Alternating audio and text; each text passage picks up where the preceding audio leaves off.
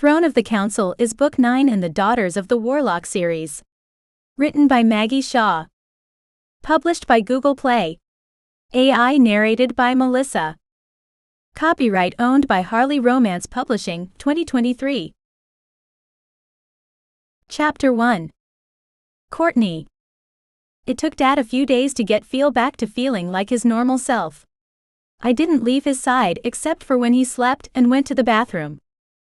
Part of me was insanely scared that I'd wake up and walk out into our living room to see him lying on his back, not breathing. Again.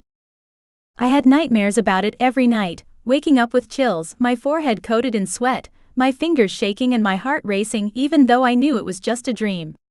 It always took me a moment to catch my breath and get myself under control, but that feeling of relief never lasted long. My mind was pummeled with questions. What if Tavlor and Ava hadn't come? Would he have died? Would I have tried to bring him back and failed? What then? What would have happened? I didn't want to think about it. My mind kept rehashing worst-case scenarios and it wasn't good. I kept trying to remind myself that he was fine, but I couldn't stop the questions, the doubt, that cold prickle of fear no matter how hard I tried. Bella wanted to catch up with us today, I think, Dad said, pulling me out of my reminiscence. I glanced up from the book I'd been trying and failing to read. The sound of his voice reminded me that he was safe, he was okay, and I felt relief swell in my chest once more. Oh yeah? Great. Where? Maggie's Cafe in the Shifter Realm. Dad's smile had more than a touch of pride in it. You like the fact the Shifters are creating their own town? I asked, putting the book on the couch next to me and rising to my feet. My father pulled on his jacket and nodded. Yes, I do. The town is growing. Every time I visit there are more people, more houses, more shops. And the food is excellent. I grabbed my bag and headed towards the door. Yeah, they're thriving thanks to you, Dad. And Bella, of course. But if you hadn't created that realm for them, they wouldn't be safe. I tilted my head to the side, a strange thought occurring. Hey, what happens when you die? His eyes widened and I laughed. Sorry. I didn't mean it like that, although now that I think about it, that wasn't very tactful, was it? I'm sure there was a less morbid way to ask you that. I cleared my throat. I was just wondering though. The council wants to get rid of you, or at least Charity does. I was wondering, what would happen to the Shifter realm if they succeeded? Would all of your magic be undone? Dad frowned, bringing a finger to his chin as he pursed his lips. No, I don't think so. The magic I used was... He stopped talking and frowned once more. I know you've worked hard to build up your magic, but isn't your strength also part of being the High Warlock? I asked, biting my lip. I ran my fingers through my hair, ignoring the bite of pain as I tugged on an unexpected knot. I waited, because my father generally needed a few minutes to think about these things himself.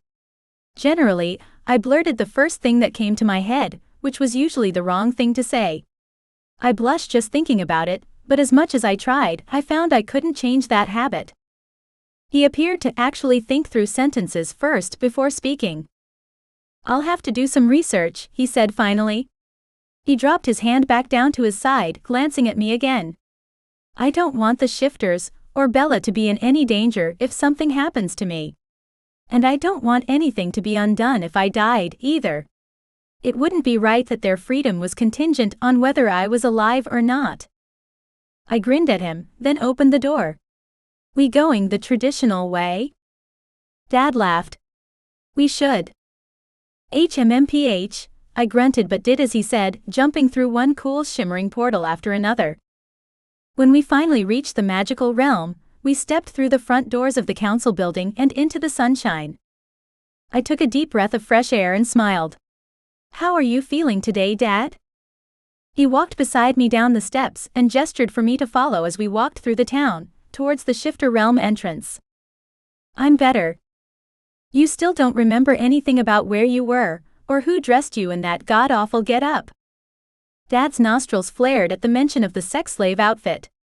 I still felt the burn in my eyeballs just thinking about it, and considered taking soap to the sockets to try and scrub that image from my mind.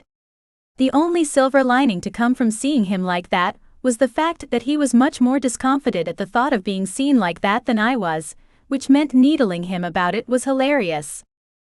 He nodded at a woman who'd stopped to stare at him, then shook his head at me. "No. There's nothing." I shrugged, trying to lighten the mood as we walked closer to Bella and Christian. "Not surprising, I guess, since you weren't really you." "Yes, but where did I go?" Dad wondered aloud. I shrugged again. "Beats me." Walking towards us was a warlock with a purple streak in his hair. A thrum of familiarity swept over me, but I wasn't sure if I was imagining things or not. "Is that Oliver?" Dad lifted his hand, waving. "Yes, I believe it is." The gorgeous gay warlock walked straight up to us and gave my father a hug. "Heard you had a bit of trouble with the council. Glad to see you're okay." When Oliver pulled back and turned towards me, his eyes goggled in his head. "Whoa. Courtney. Is that you?" I rolled my eyes theatrically, crossing my arms over my chest and jutting out a hip. Why do people keep saying that? I flipped my hair over my shoulder, the scent of rose shampoo filling my nose. It reminded me I needed to pick up another bottle on the way home today since I was almost out. Wasn't I always this gorgeous? Oliver cackled out a laugh and brushed his hair back from his eyes. "Well, no, darling, you weren't. When I met you, you were comatose, covered in olive green bile and as pale as a water lily. Now." He held out his hand, took mine, and lifted my arm up as though he was going to spin me. "You're to die for." Oliver suddenly dropped my hand, then scowled at the space next to him. "What was that for?" I narrowed my eyes at the air in front of me, a strange ripple-type reflection making my heart leap. "Harry." Oliver gaped at me. "How do you?" The shimmer increased, then shifted, Harry appearing before us once more. He was smiling at me softly, almost as though he didn't want to. "Hello to you both," he said, turning to nod at my father. "Harry, good to see you," Dad said, shaking Harry's hand as though they were the oldest friends. Oliver was looking wild-eyed and as confused as I'd ever seen the warlock. "Why do I feel like I missed something?" he asked. I laughed because it felt nice to be in the sunshine, feeling well, and with people whose company I enjoyed.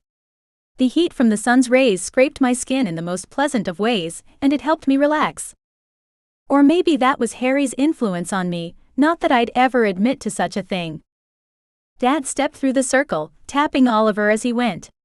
"We're on our way to the shifter realm. Come walk with us and I'll tell all." Dad and Oliver sauntered off down the road, whispering like a couple of old ladies. Their heads were bowed towards each other, and my father gesticulated wildly with his hands.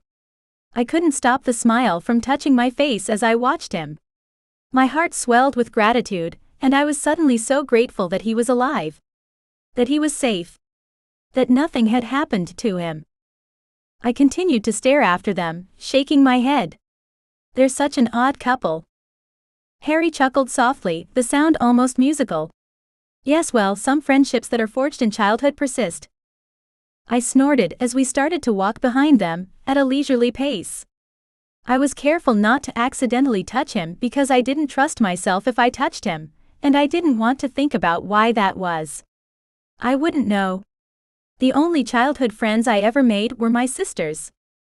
Harry fell silent, then finally said, "I'm sorry." "Oh, hell no. Don't be sorry," I said, elbowing him in the side. "You've met them. They're awesome." "You're all close in age too, aren't you?" he asked. I nodded. "Yeah, almost exactly 1 year between each of us. Our birthdays are coming up, in a few weeks actually. I'm turning 21, Bella will be 22, and Ava is 23. He smiled. "Well, happy birthday for next week." I side-eyed him. "How old are you?" His eyebrows flicked up. "Why?" "Well, because I thought you were older. But Tavlor said you're close to my age." "I'm 23, he said. I gaped at him. "No way." He thrust his hands in his pockets and chuckled. Even he couldn't mask the telling blush on his chiseled face, but somehow it didn't detract from his beauty. In fact, it only enhanced it. Why don't you believe me? Maybe because you seem so old and wise. I shrugged. I don't know. You just seem older. We walked the rest of the way in silence. When we finally caught up with Dad and Oliver, they were waiting by the Shifter Realm door. Are you coming with us? I asked Oliver and Harry. They glanced at each other, then Oliver shook his head. No. We have some things to do. I didn't ask what he meant, because I knew he was being vague on purpose. They had their anti-council agenda, as we did. Well, I suppose we'll see you both soon. My father rubbed his hands together, then handed 2 cards over, one to Harry and one to Oliver. What's that? I asked, catching a shimmer of silver and white writing. Invitations to your birthday celebration, Dad said as calm as day. I gaped at him. Sorry, what? Since when did you have time to organize a birthday party for us? I'd been watching him like a hawk, or so I thought. Dad flicked his gaze at me, then went on to ignore me and talk to Oliver. We would love to see you both there. They nodded and said goodbye, then walked away.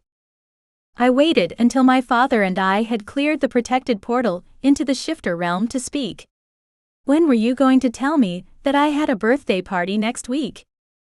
He put his arms behind his back and continued to stroll along the path into Bella's town. I thought Ava had already spoken to you about it. I frowned. Had she? Ah, yeah. Or was it Bella? Someone did, but I'd kinda assumed since someone hexed you, then we'd be pushing back any party plans. Not to mention the fact Mother is still missing. We'd reached Bella's cabin now, and a strange premonition shiver passed over my skin. What's going on? I knocked once, then pushed open the door, feeling the need to go inside straight away. And there was Bella, sitting in a circle with 3 other witches, all chanting and casting a spell. The words flowed over me, and my mom's image was projected into my mind. I stood frozen, then whispered, "They're trying to find Mother." Dad stepped up beside me, shivering also. They are. Chapter 2.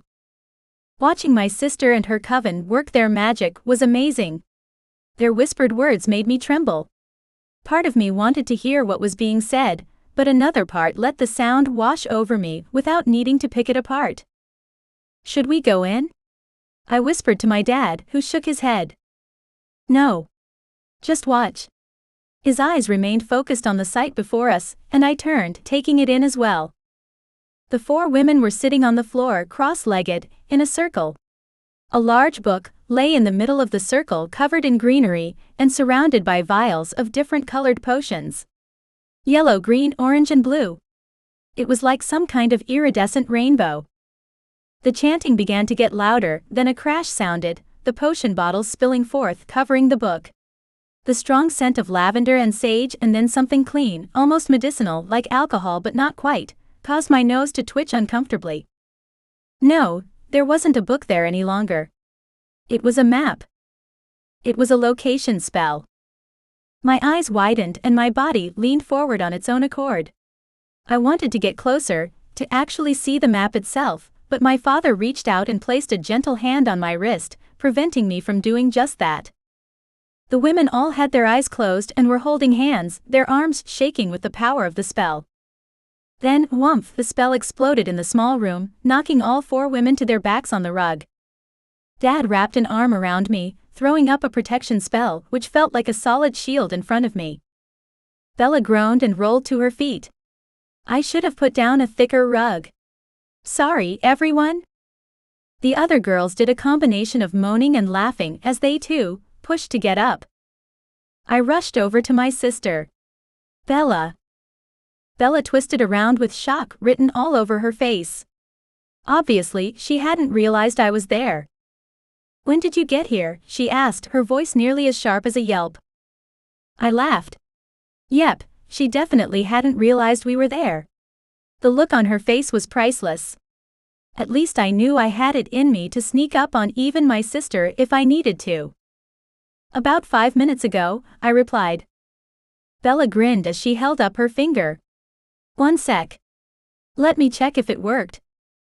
I hurried after her as she stepped into the space where there had once been a circle of awesome girl magic going on. I longed to be part of it, but I knew I would get my chance. I didn't want to intrude. "Did you just do a location spell for Mother?" I asked. One of the other women answered, "Yes, Bella told us how important that locket is, so we all put in." She had auburn hair and pretty doe brown eyes. Bella gestured to the three women. "Court, this is Nancy, Michelle and Tony. They're from my coven. Girls, this is my younger sister Courtney." They all smiled at me. Warmth and gratitude flooded my system, and I brushed a lock of hair from my face. "Nice to meet you. And thanks for the help." "Anything for you three," the woman with the short blonde hair said. I wasn't sure why she'd said that, but I had to assume it was because we opposed the council, so anyone who hated them was on our side. I was glad to hear it too. Anyone hostile to the council was a friend of mine, and if they could do a location spell, all the better. Which pretty much meant every shifter and fae was on our side. That was a lot of people. "Well, thank you." "Court, look." "Oh hey Dad," Bella said, holding out the map. "Lay it on the table," Blondie said. I walked beside my sister to look at the map, not feeling as excited as everyone else. Bella, she could be anywhere, in any realm, in any universe. How is a map gonna show? And then I saw the majesty and beauty of the map Bella and her friends had created. It was multidimensional, spanning over time and space. "Bella, this is amazing." Dad walked over and pointed to a red dot, right in the middle of everything. "Is that Genevieve?" Bella crossed her arms over her chest. There was something hesitant on her face, something that softened as she looked at him. "Yes, I think it's Mom. But I don't recognize the area or the realm." It was like she didn't want to get his hopes up, which I could understand. Especially after everything we had been through. He dropped my wrist before holding out his hands and his magic began to shimmer and glow. Worry hit me. "Dad, are you sure?" My instinct was to tug on his sleeve, but I curled my fingers into fists, preventing me from doing just that. His magic hadn't been very strong since he'd come out of his demonic possession, and I didn't want him to overdo it too soon. But I also knew my father was stubborn, and there was a chance he wouldn't listen to me. "Yes." He nodded, but a bead of sweat formed on his brow. He launched the map into the air and it expanded tenfold. "Wow," I whispered, staring at the new version of the map. "It's like all the constellations." It was like staring at the stars and planets, but it must be the realms. "We're here," Bella said, pointing to a smudge far away from the red dot. "And this is the Fae realm," Dad said, pointing to a golden orb. "So where is, this isn't Charity's family realm, is it?" I asked, pointing to Mother's glowing dot. "Not the Adenolfi realm, but hers." Dad stared long and hard at the glowing dot. "Son of a bitch." An amused laugh shot out of me. "Never thought I'd live to see the day you said that out loud." Dad growled a little, reminding me of Christian when he was close to wolfing out. "She's hidden back home, where no one can go." "Surely you can?" I asked him. "You're still legally married." Dad pressed his lips into a thin line, then began to pace around the room. Bella glanced over to me and I muttered, "Why do we all pace while we think?" Bella's lips quirked up at the sides. "I'm just going to thank my friends and show them out." "Nice to meet you," the girl with the long dark hair said. I waved at the three friends Bella had made, marveling at the fact my sister officially knew more people than just Ava and me. She'd really grown up, married, joined a pack. In fact, she'd created her own. It amazed me, considering Bella was the quietest, most studious out of all of us. She had done so much and she was thriving. So much more than me. I forced the ridiculous thought away. I'd spent the last year fighting for my life, so I was a little behind my sisters. When wasn't I? I was the youngest. More than that, I was happy for Bella. To turn that around and create something ugly out of it wouldn't suit, and I wasn't going to indulge in that either. I smoothed the wrinkles on my shirts, humming to myself as I did. When Bella shut the door and walked back over, she brought with her a jug of lemonade and some glasses. The citrusy sweet smell caused a wrinkle to form over my nose, but my mouth watered at the sight. Bella's lemonade was legendary. Drink, anyone? I took one of the tumblers and had a sip, quenching a thirst I hadn't realized was still there. Well done on the location spell, Bella. At least we know she's still alive, or whatever she is. Our father was drumming his fingers against his thigh, his thoughts going a mile a minute. That was obvious. What are you thinking, Dad? He glanced up, his eyebrows flickering. Oh well. I'm thinking about our plan. Bella chuckled and handed Dad a drink. And which plan is that? I organized your birthday party in part to draw Charity out. But now that she's back on the council and out in the open, how am I going to get Genevieve back? Bella sighed. Yeah, I feel like we lost a lot of leverage there. I clenched my jaw on a wave of anger. We swapped her freedom for Mother's locket, and we didn't get it. Isn't that a broken contract or something? Dad's lips flickered. I understand your point, and if it had been part of the written contract, we may have been able to go to her and force the issue. But all I added as an addendum to the contract was that she was not to injure or harm any of my children. It was my turn to pace. I set the glass down and started walking around the room, past the dining table, around the back of the couches and to the bookshelf. When I turned back to them, I was still fuming. So, you're telling me we have no way of getting Mother back? Dad ran a hand through his carefully combed hair. Genevieve is keeping the locket for a reason, he said slowly, as though he was trying to reason out what was going on.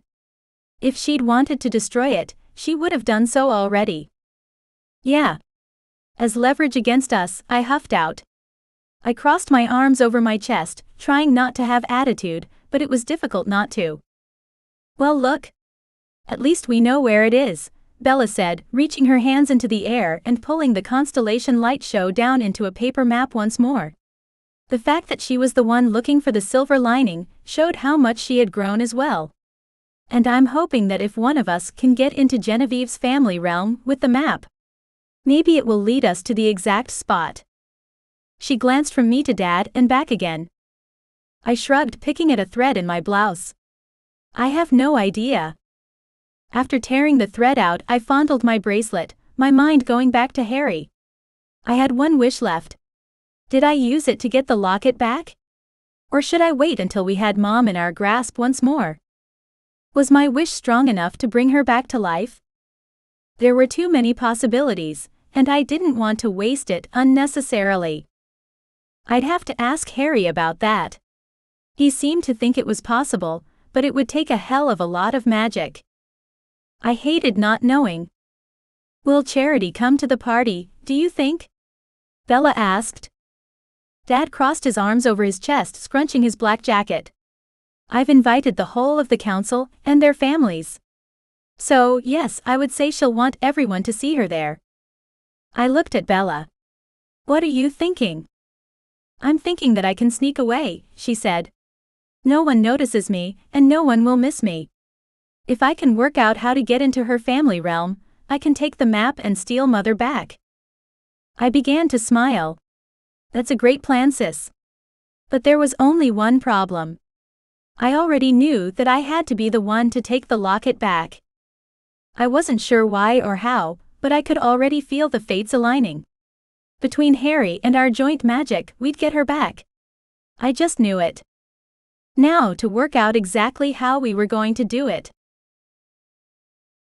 Chapter 3. A plan was beginning to form, and I wasn't sure I wanted to share it with Bella or Dad yet. They wouldn't want me to go alone, and would want to help. And although I needed their assistance, especially Dad's, I wanted to get all my ducks in a row first, so to speak. More than that, I didn't want to get their hopes up only to let them down. My father was the High Warlock, for goodness sake. He managed to escape a corrupt council, and keep them from influencing his decision, no matter how hard they tried to do just that. On top of that, Bella had her own coven that performed a location spell and found the locket we'd been looking for.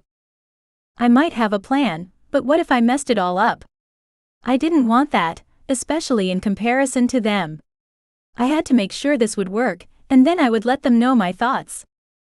Bella had put on a lunch for us, and we all sat around on the couches now with full stomachs and time to chat. I looked at Dad. Tell us more about this party you've organized on our behalf. Because I was curious, and I liked a good party. He grimaced. It's a joint birthday party for all three of you, of course. He said it like it was obvious, like this was something fathers did, even those who didn't know about their children until a year ago. I grinned at him, noting his discomfort and wanting to help guide him in the conversation. Where is it? Hampstead Hall. I glanced over at Bella, who smiled softly. It's a beautiful big estate about 15 minutes from here, outside the main city streets. Oh, so it's in the magical realm? Not a private realm, or in the council building? Dad nodded. I've invited everyone. All of Ava's Fae friends and family. Bella's pack. So the party had to be on as neutral a ground as possible. Who owns the estate? I asked, glancing from our father to Bella. Surely, a big beautiful home like that would be owned by someone important. Dad smiled. Ah. I do actually. You own a large estate not far from here and we don't live there. I gaped at him. Dad shrugged. I don't really think about it, to be honest, he murmured.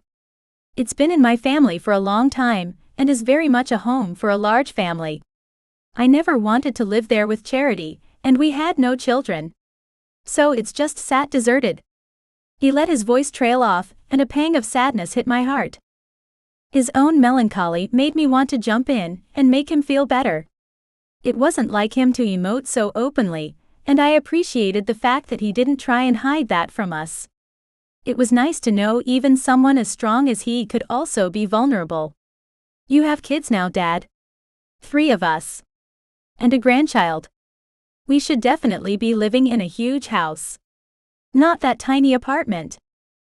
Dad's eyes shimmered with unshed tears, and Bella put a hand out to touch his arm. What's wrong, Dad? She asked. He glanced away for a moment, composed himself, then looked back at us. When I booked the party a few weeks ago, and the estate became the obvious choice, I realized that I'd been waiting for the right time to move into the home, but I didn't want to get my hopes up, and I certainly didn't want you to feel obligated to live there. I never wanted you to feel like I was trying to tell you what to do, since I didn't have that right. At least not yet. My eyes met Bella's as the penny dropped. You were waiting until we had Mom back, weren't you? He nodded. It's silly, I know. He lifted a shoulder. But Genevieve always loved that house. We'd walk past it sometimes and talk about living there. His voice trailed off again, but this time it seemed more wistful than anything. I was struck with how tragic my parents' love story truly was. So much time lost. So many possibilities gone. Until now. Well, I can't wait to see it. I said a little too loudly, hoping he'd pick up on my enthusiasm and believe what I had to say. What are we supposed to wear? Bella asked with a grimace at the prospect of worrying about clothes. How fancy is it? Dad's eyebrows rose a little. It's the birthday of the 3 daughters of the High Warlock. I laughed. It's fancy. I'll have to sharpen my magic skills and get something cooked up. We went on chatting about the menu, but in the back of my mind, a plan was forming. I had to talk to Harry, then I'd approach Dad and my sisters. When my father and I left Bella's, he looked at me and said, I need to speak to Oliver about that subject we spoke of this morning. I glanced back at the secret entrance to the shifter realm. Oh, about your magic. I gestured vaguely at the realm, and Dad nodded. I remembered the tactless question I asked, what would happen to the realm if he died? I was glad he sought out the information, but my gut clenched. Part of me didn't want to think about my father dying. I had only gotten him into my life a year ago, after not having him at all. I didn't want to lose him too. Yes. Well, I have to speak to Harry about a few things, so do you think I should come with you? Would they be together still? I asked, pressing my 2 index fingers together. Dad shrugged. Only one way to find out. He did a funny little bow, with his arm out in front of himself. I giggled at his strange move and walked in the direction of Oliver's old shop. There was a floral scent in the air, something that reminded me of spring coming. I was ready for sunshine and freshly mowed grass and even rain to cleanse the earth and to dance in. Maybe after figuring everything out with my mother, the council, and whatever else popped up unexpectedly, I might actually be able to enjoy it too. How are you doing, Dad? You know, without the necklace? My throat tightened at the mention of our lost mother, but I felt that I had to ask while it was just us. I wanted to give him the opportunity to speak freely if he needed it. He stuffed both hands into his coat pockets. I'm not enjoying it, he said honestly. I'd been alone for so long in every way. You'd think it would be okay to go back to how I'd been before Ava gave me the necklace.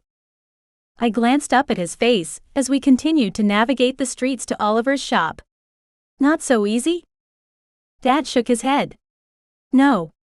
I don't think I ever really knew how much I loved Genevieve until the moment I put that necklace on. There had been times of intense pain after she left. Then every time she came back to visit then disappeared again, I'd feel the same hurt.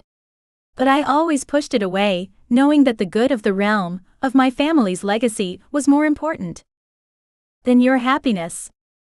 He didn't say anything, but I knew. 21 years of never meeting his daughters was answer enough.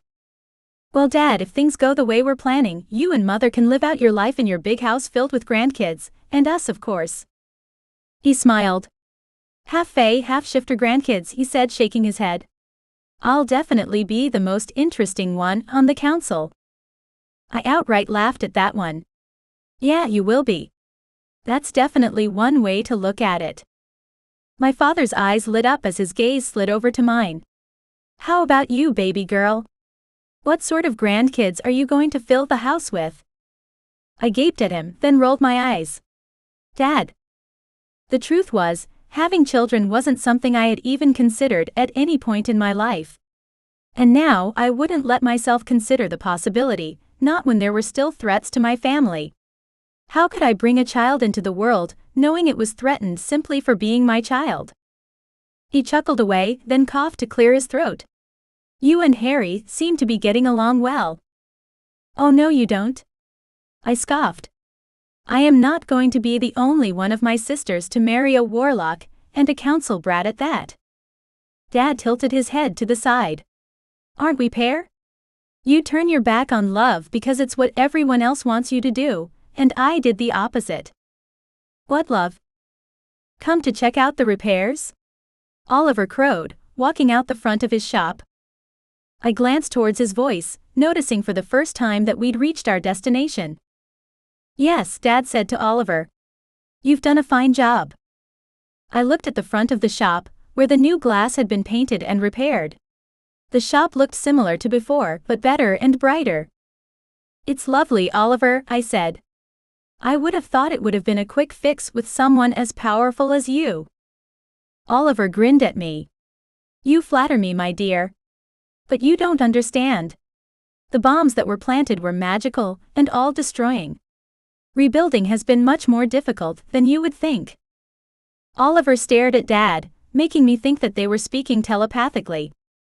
I had to leave them to whatever they had planned. Is Harry around? I asked. I have a question for him. Oliver looked at me with more intensity than I'd ever seen, the flicker of his wolf shifter showing silver in his eyes. He is around. If you venture inside, you might just find him. I nodded and excused myself. I will. Thanks. I stepped inside, immediately feeling the presence of the one they called the Shadow. Come out, wherever you are. Harry chuckled, but I couldn't see him. I couldn't help the fiendish laugh I emitted. Are we playing hide and seek? Because I'll have you know I was the best at hide and seek. A shimmer of light emerged and behind the counter, and Harry's dark eyes and intense aura appeared once more. Hello, littlest heir. I bowed to him. Hello, Shadow. I wanted to joke with him, but there seemed to be a fragility about him today. Are you okay? He nodded. Yes. Just some family tension. Can I help you? I nodded. Yes. We know where Mother is, and I need your help stealing her back. Shadow took a step towards me. Where is she? She's in Charity's family realm. The Mansfields. I know them well, Harry said. And you want to use your birthday party? Yes, that is the perfect way to make their realm vulnerable. Empty. I smiled at him. Can you read minds? He shook his head. Ah, no. Though your face is incredibly easy to read. I couldn't help but cackle with laughter at that one. Yes. Mother did always tell me that. Chapter 4. You know her family? I asked.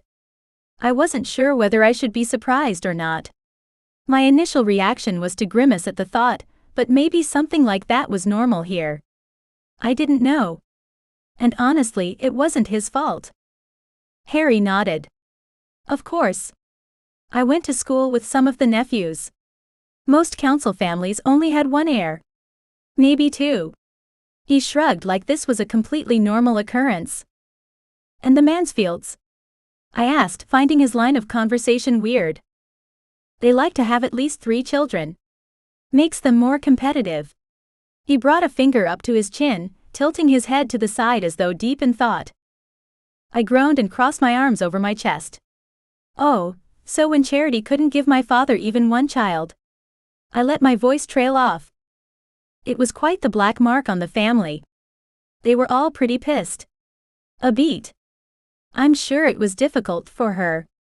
Fertility isn't something that can fixed by some magic, because the mere creation of a child is the body's way of doing natural magic. Think about it. So many things have to go right for an embryo to survive, and that's only counting pregnancy. The first year of a child's life can also be difficult because of how vulnerable the child is, whether because of how weak it is or how much it lacks when it comes to its immune system, if that makes sense. Guilt pooled through my stomach, causing it to ache.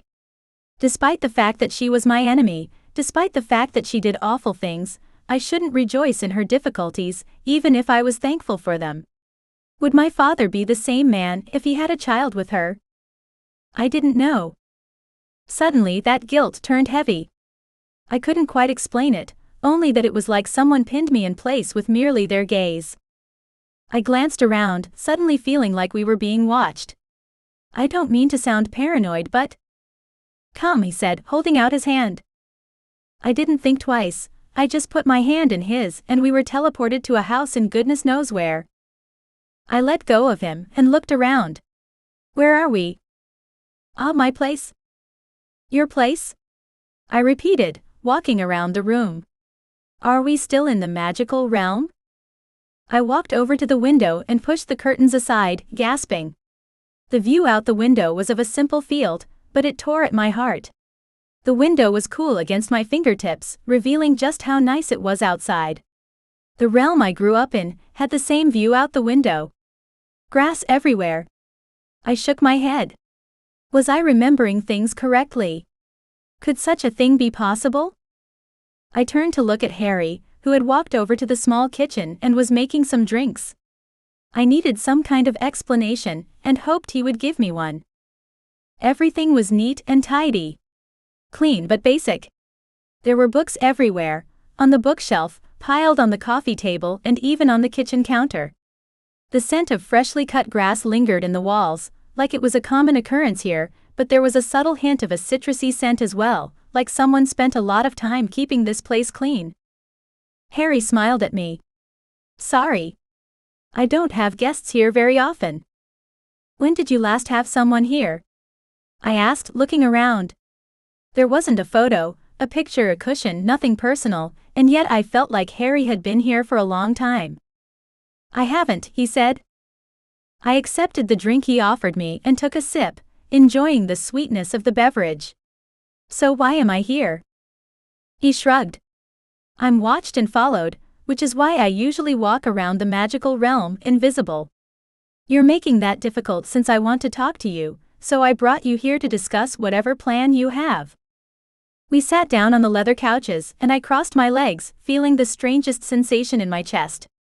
A tightness that told me to ask more questions about Harry. "How long have you been living here?" He shrugged. "I don't know." "Yes, you do." I glanced around, feeling uncomfortable again. "You moved here after my whole poisoning thing, didn't you?" He smiled. "Yeah, I did." "And you've been here alone?" He nodded and met my gaze. There, behind his gorgeous dark eyes, I saw the truth of how lonely he'd been. And how sorry he still was. I coughed to clear my throat, ignoring the way my gut churned. This time it wasn't with guilt. Rather, I wanted to take him into my arms and hug him, to tell him it was okay, and that he didn't have to keep doing this to himself. But there was no way I would hug him. That was too much, too bold. "I forgive you, you know," I forced myself to say, ignoring how strained my voice was. "You don't owe me anything anymore."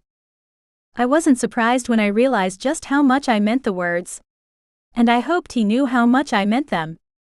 He shifted on his seat. "I appreciate you saying that, Courtney. But..." He shook his head, like he wasn't going to bother finishing that sentence. "No buts. You got my dad back for me. A life for a life. You're done.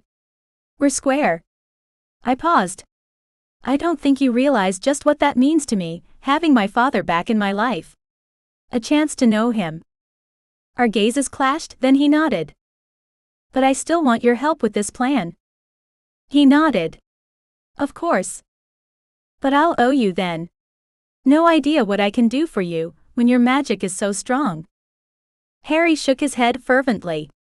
"No way. Once we have your mom back, I might consider calling it even. The debt is still heavily on my side." I didn't want to fight with him, especially not when he was being so nice. "Okay, well, we only have a week to work out all the details. How do we get into the Mansfield's realm? And how do I disappear from my own birthday party long enough to do what we need to do?" Harry got up and walked to his bookshelf. "We need a cloning spell, I think. We could make 2 of you, and have the clone just flit around the party eating and chatting while we go and rescue your mom." He was bloody brilliant. There was no 2 ways about it. Wow. I didn't even know you could do that." Harry ran his fingers over the spines of the books, obviously looking for something specific. "Well, we're not meant to. It's one of those gray area spells where it's not outlawed but heavily frowned upon." "I don't care." He turned around and grinned at me, his teeth flashing white in the soft lighting. I ignored the way my heart skipped a beat at the sight of it. "I don't either." "What are they going to do? Banish me?" I glanced around the comfortable little home. "There are worse places to live." He turned back to the bookshelf and ran his fingers down the spine of one of the books. "There certainly are. Here. Got it." Harry brought the book over and opened it. He sat down next to me and rested the tome on his lap, flipping the pages carefully until he came across what he was looking for. He showed me the spell.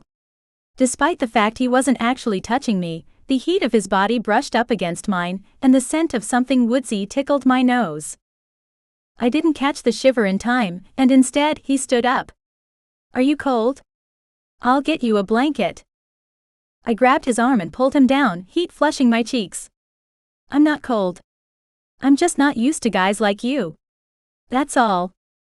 He sat down again slowly. "Guys like me?" I clenched my teeth against the wave of embarrassment that passed over me. "You know what I mean." "I don't." He was really going to make me say it? "I grew up with my sisters and my mom. You were one of the first boys I ever met. And we look..." "Seriously? I kissed you that night at the club. Surely you haven't forgotten." He turned to me, his eyes burning with the memory. "Of course I remember, but I'd assumed it would never happen again." Now it was my turn to laugh.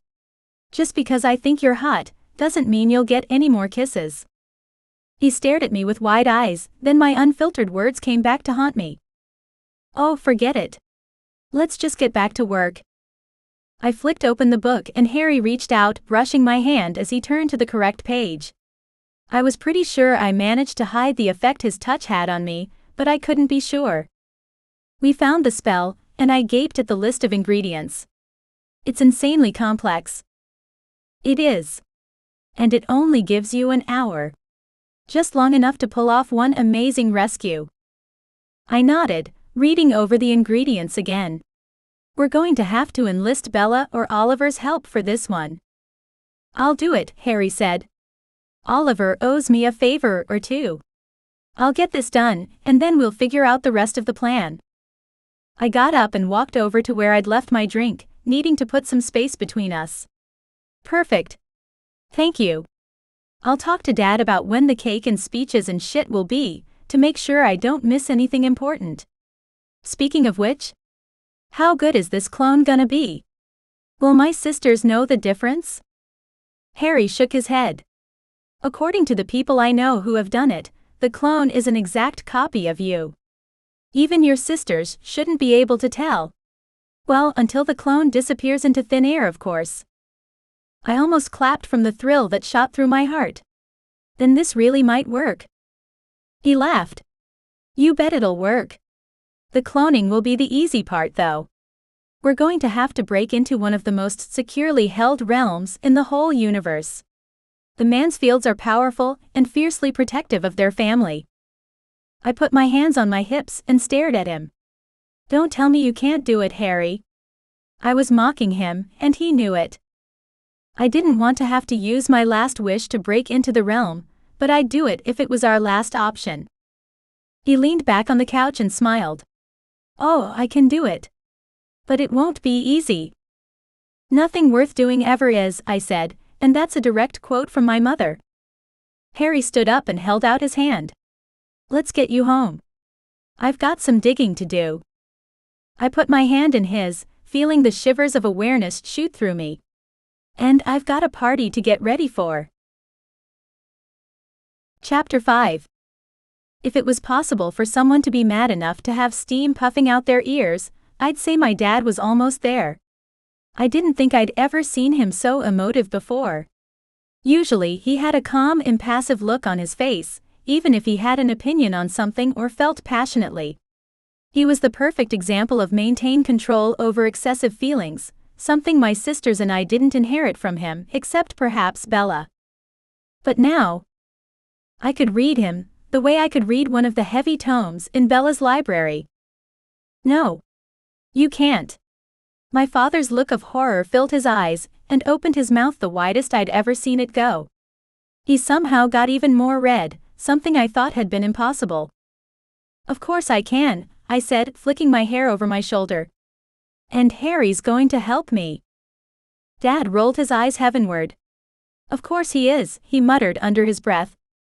I didn't miss the sardonic lilt of his voice, or the way he growled either. I sniggered. Did you just growl? I asked, giving him another stare. I blinked, wanting to make sure this was my actual father and not some sort of imposter. Yes. Look, Courtney. He pinched the bridge of his nose between his fingers. I could tell he was trying to maintain his patience, but it didn't look like it was working well. He was ramping up for another run at talking me out of this, and I wasn't having it. Before he could get a word in, I plowed ahead. Dad, we don't have any other cards to play. Charity has Mom, and she has her life back. Her freedom, her place on the council. We have nothing to barter. Dad's lips pulled tight into two thin lines. That doesn't mean you should put yourself on the line like that. I tilted my head to the side. Well, maybe the clone could go instead of me. Then if something happened, she'd just disappear and there would be no evidence I was ever there. My dad's eyes lit up. Now that is a great idea. It was, but somehow it didn't sit right. But what if the clone screws things up? Or doesn't get the necklace? Or runs out of time and disappears just as she was getting it? My father crossed his arms over his chest and grinned at me. Then Harry will be there to get it home. Assuming he isn't also cloning himself. The fact that my father knew how to use sarcasm surprised and bothered me. Unless it wasn't sarcasm. I frowned when I realized this wasn't a dad joke, and he actually meant the question. No. I don't think so. Harry had incredible magic, defensive and invisibility magic. Surely he'd survive in a hostile environment better than me. Or was I making an ignorant assumption again? Speaking of hostile environments, how are the party plans going? I asked quickly. He gave me a long look, as though he wanted me to know he knew I was changing the subject. Luckily, he went with it instead of trying to fight me on it. Good. His voice was tight, but at least we weren't arguing again. The food's organized, I have people cleaning up the old estate. Everything will be ready for your birthday. Speaking of birthdays, yours is tomorrow, yes? I paused a moment to calculate the dates before my eyes went wide, and I nodded. I couldn't believe I'd lost track of time. I never did that, especially when it came to my own birthday. But apparently, I was distracted. Yeah, we're only a few days apart. Me 2 days later, Ava, then Bella a day after that. 3 birthdays in 5 days. My dad shook his head. Must have been a busy week in your household. I couldn't help the happy tears that sprung to my eyes, nor the laugh that burst from me at the memories. I held back on how Mom must have planned it that way because the last thing I wanted to think about was my parents having sex, so I focused on those memories instead. Yeah. Mom was pretty strict for most of the year. But our birthday week was the best.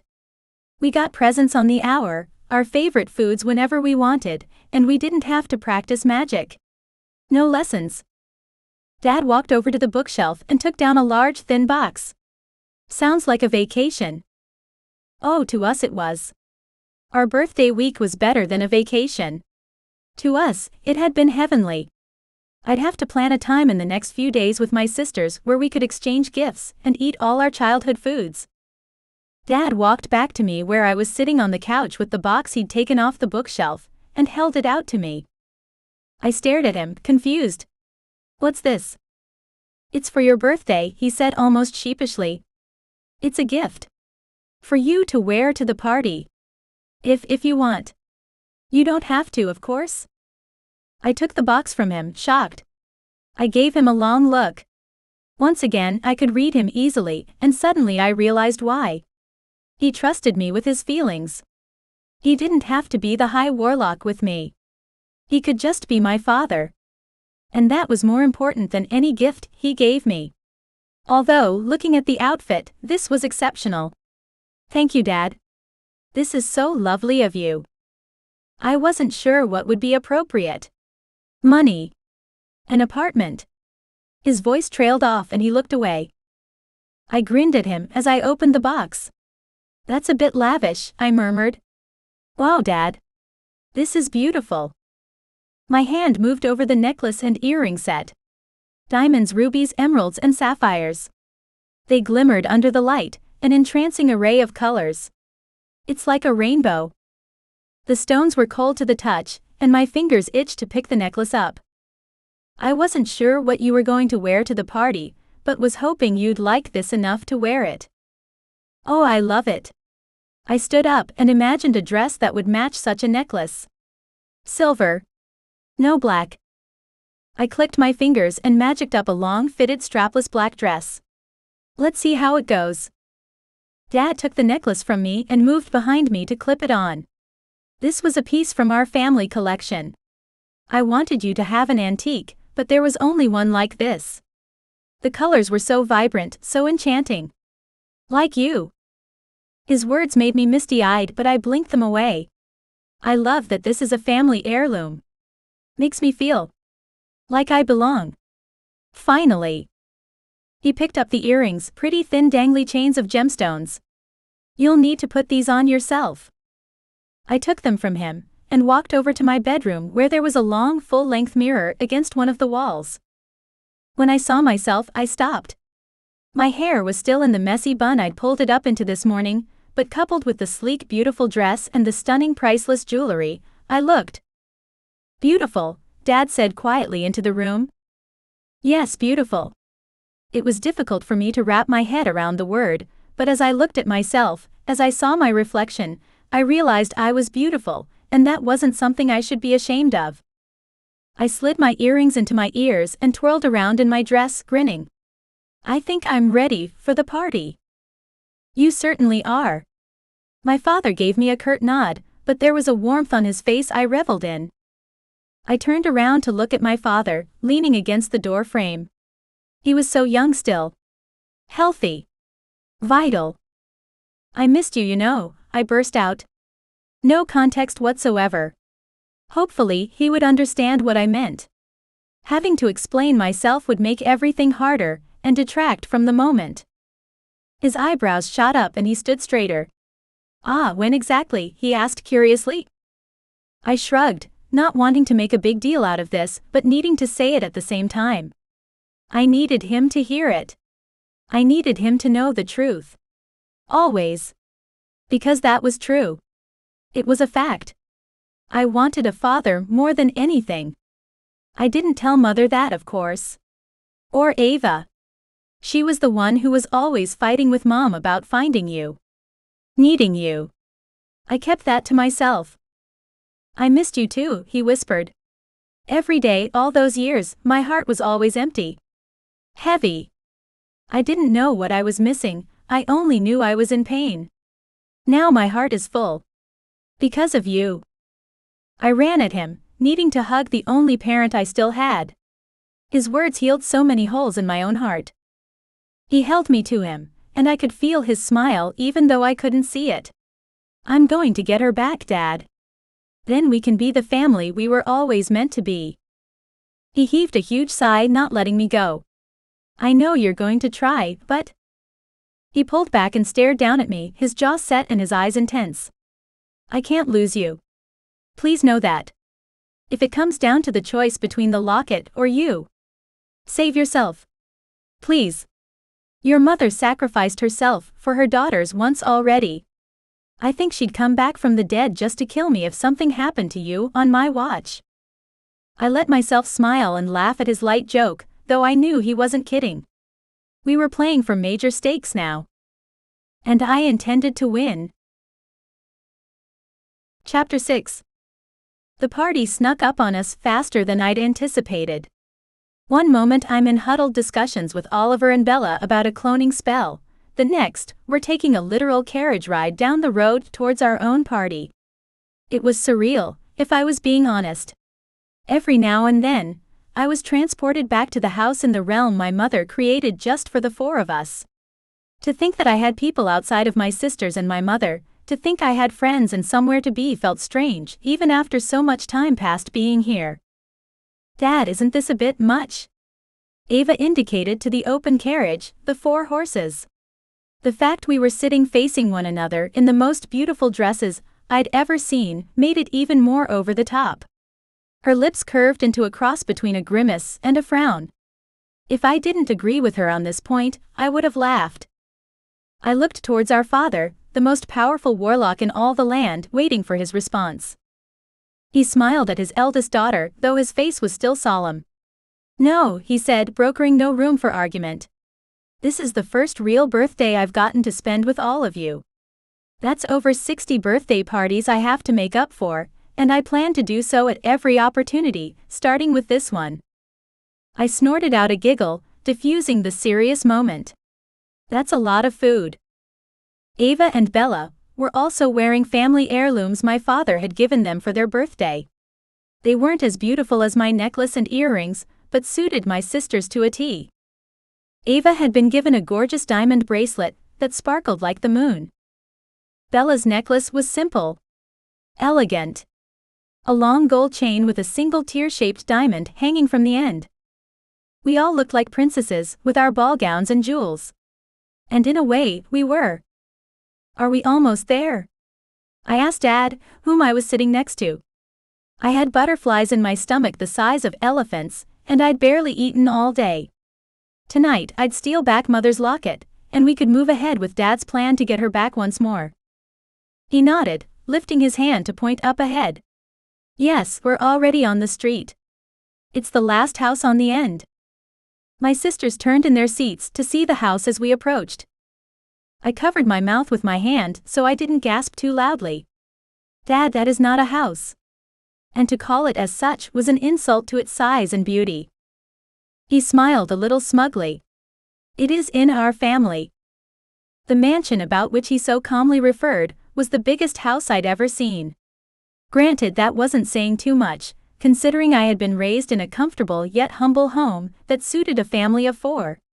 But there weren't any other houses in that realm, and when we came here, it wasn't like I was able to travel much. I didn't have a lot to go on. Regardless, I was confident when I believed it was the biggest and the grandest. Are you sure that there isn't a king or queen living there? I asked, gulping at the sheer magnificence of the property.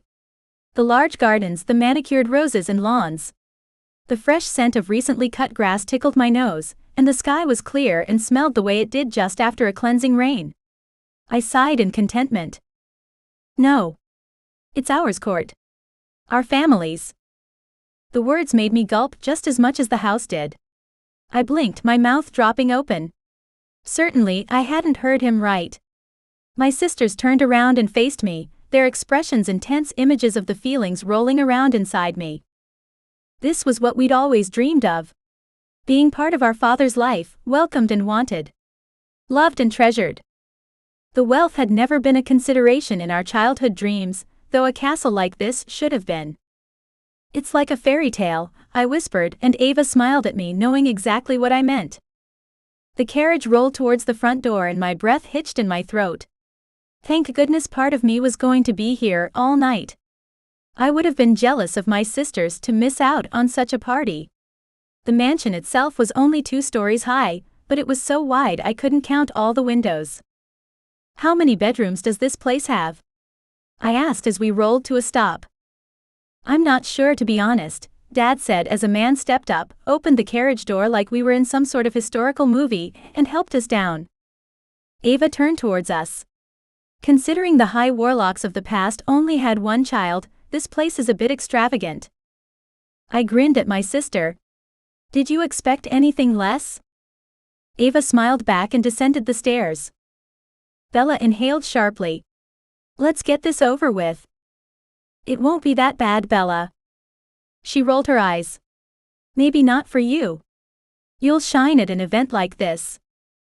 Dad reached out and squeezed her hand. You look absolutely beautiful, Bella. And Christian is inside, waiting for you. There's nothing to fear. He offered her a small smile. I promise. Bella looked at Dad, then nodded, his words obviously bolstering her courage. She stepped down onto the ground, then it was my turn. I stood up and looked around. Whoa, this is a bit amazing. I rubbed my hands together just to give them something to do. It helped the goosebumps that littered my bare skin to ease, but I couldn't get the awe to disappear. The guy who held my hand as I stepped down smiled at me. It is. Dad stepped off the carriage and held out his arm. I hooked my hand into his elbow, and together we walked up the pathway towards the huge house. The scent of subtle clover and expensive cologne, radiating off him in a humble manner, was enough to put me at ease. I had only known him a short amount of time, and yet, even the scent of him reminded me that all was well, and I would be okay. We all would. Every window was lit up from the inside, and fairy lights hung over the whole structure. Everyone know their role tonight? Dad asked, his tone pleasant and deceiving if anyone else heard. Ava shot me a death stare. She was not impressed that she was being left behind. I grinned at her. Yes. Cake and speeches are in a couple of hours, and that's when everyone will be here. Which meant I took the cloning tonic 10 minutes before the speeches, then Harry would whisk me away to the Mansfield's realm. Dad put his free hand up to his elbow and touched my fingers. If anything were to happen to you. The real me is staying here, Dad, I said. Nothing's going to happen. Christian. Bella breathed a sigh of relief as Tavlor and Christian walked out of the house and towards us on the path. My sisters rushed towards their husbands, and I couldn't help the sigh of contentment at seeing my family all together. Soon, Dad, I whispered to him. Our whole family will be together again. That is my greatest wish, my dear. From then on, the party became a whirlwind of food and dancing, meeting and greeting. There was a low, consistent murmur rippling across the room, which meant there was never a moment of silence, something I found myself grateful for. The food smelled divine, filled with exotic spices, grilled vegetables, and juicy fruits. Even the scent of freshly made bread caused my mouth to water. The council families were some of the most insincere people I'd ever seen, putting on smiles that would have won them awards. I almost wished I could magic them all away, so I didn't have to share this moment with them. But I refused to let them get to me, to ruin this. Especially when Charity walked up to us, dressed in a spectacularly tight red dress, cooing, "Oh, happy birthday, darlings," like nothing had happened. Like she hadn't done the worst thing she could have possibly done to us. I handed her a glass of wine and sent her on her way. I wasn't in the mood for her shit right now. Was she drunk? I asked my father, who hadn't left my side all night. He looked at me with something close to concern written on his face. She appeared to be, but don't believe it for a second. She'd never walk into an enemy camp with anything less than her wits about her. Bella was talking to one of her wolf shifter friends, and I gestured for her to come over. She smiled at her friend and hurried over. "What's wrong? Can you check on the locket? Make sure it's still where we think it is." Bella didn't bother asking why, she just nodded and hurried off to one of the many free rooms on this floor. "What are you thinking?" Dad asked. I frowned in Charity's direction, then said, "What if she moved the locket or brought it with her for safekeeping? We need to make sure it's still in her family realm before I take off." Dad took out his pocket watch and nodded. "Good idea. We only have about 30 minutes until the speeches begin." I couldn't help the grin that surfaced, nor the joking words that came out. Did you ever think you'd be giving a birthday speech for 3 daughters you never knew existed? Dad stared at me for a moment, his eyes dark and full of emotion. Then he smiled. "I would never have dared to wish for something so wonderful, Courtney." I would have hugged him at that point, but Bella came bustling up to me, cutting me off from doing just that. "It's still there," she said breathlessly. "But you really need the map with you. So here." Bella went to hand me her large purple bag, and I took it without hesitation. "Could you make it match my outfit?" I asked, then laughed at her horrified expression. Clearly, she still needed to know when I was joking and when I was being serious. Otherwise, I'm going to look out of place. We don't want anyone to suspect anything. I cocked my head to the side, hoping that bit of logic would make sense to someone as rational as she was. "Oh, of course." She nodded, then spoke an incantation, transforming her bag into a black clutch-style purse. "Thank you," I said, taking the bag in my hand. The smooth material felt like velvet. A strange breeze passed over my neck, a whisper. Harry was here. "I'm really worried about this plan, Court," Bella said, chewing on her bottom lip. She glanced around the room, making sure her eyes didn't linger in any one place for too long. Her fingers kept fidgeting with her dress, and I reached out to stop her from making it look so obvious that she was worried about something. I tilted my head at her, giving her hand a gentle, reassuring squeeze before releasing it. "But it's not even me going. I'll be right here all night. Don't worry about it." I didn't get why everyone was stressing so much. The clone would go with Harry and get the necklace. If she failed, she'd disappear in an hour anyway. Bella inhaled sharply. "You're right." There was a touch on my arm but no one there. I glanced at my dad. "I think I need to go to the bathroom. Is there one upstairs I can use?" He nodded. "Yes.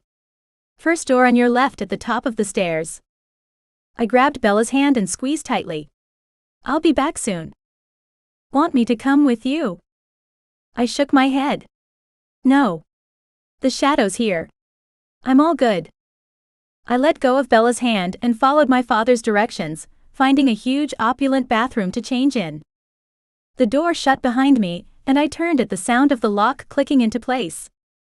Harry materialized in front of my eyes, and his smile said it all. "Let's do this." Chapter 7.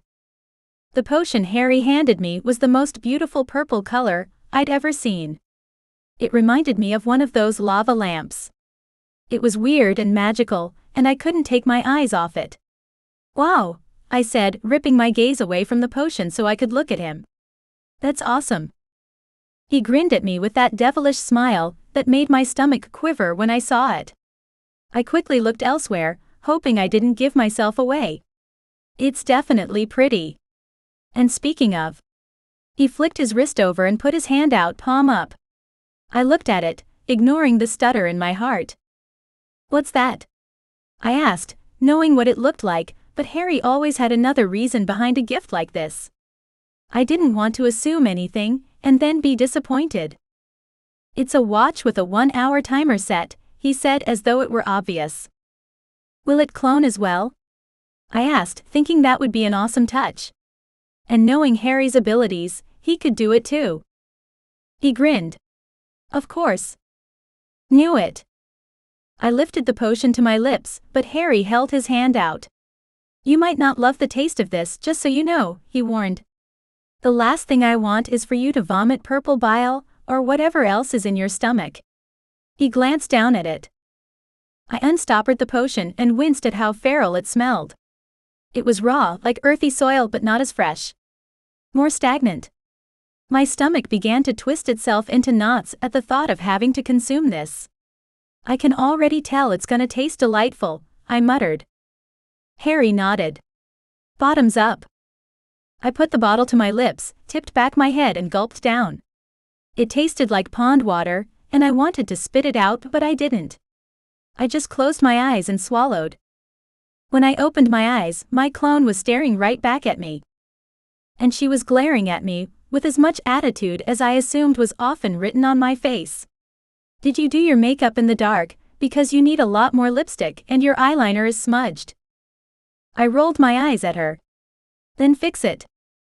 She waved her hand over my face, then flicked her fingers towards her own. "How's that?" she asked, giving me a once-over. I peered at her eyes. "Nice."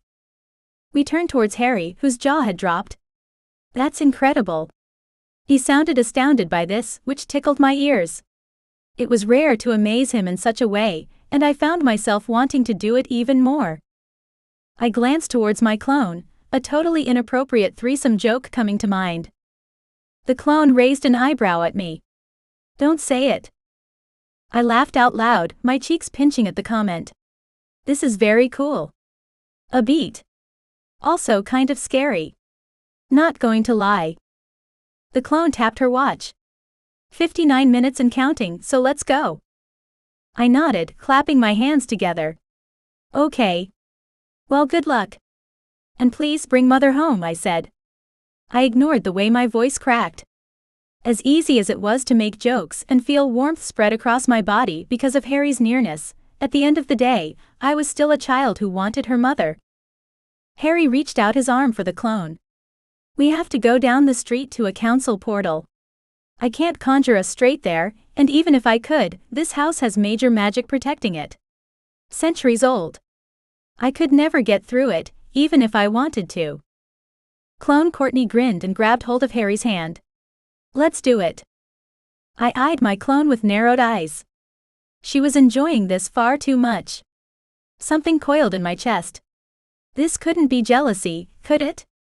Of myself. I shook off the thought. I didn't want to be ridiculous, and that kind of jealousy was ridiculous.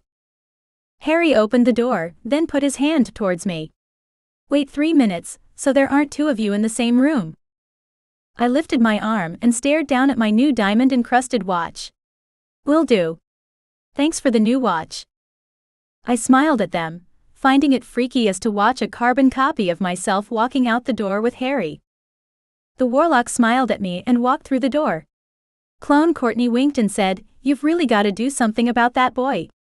Or I will."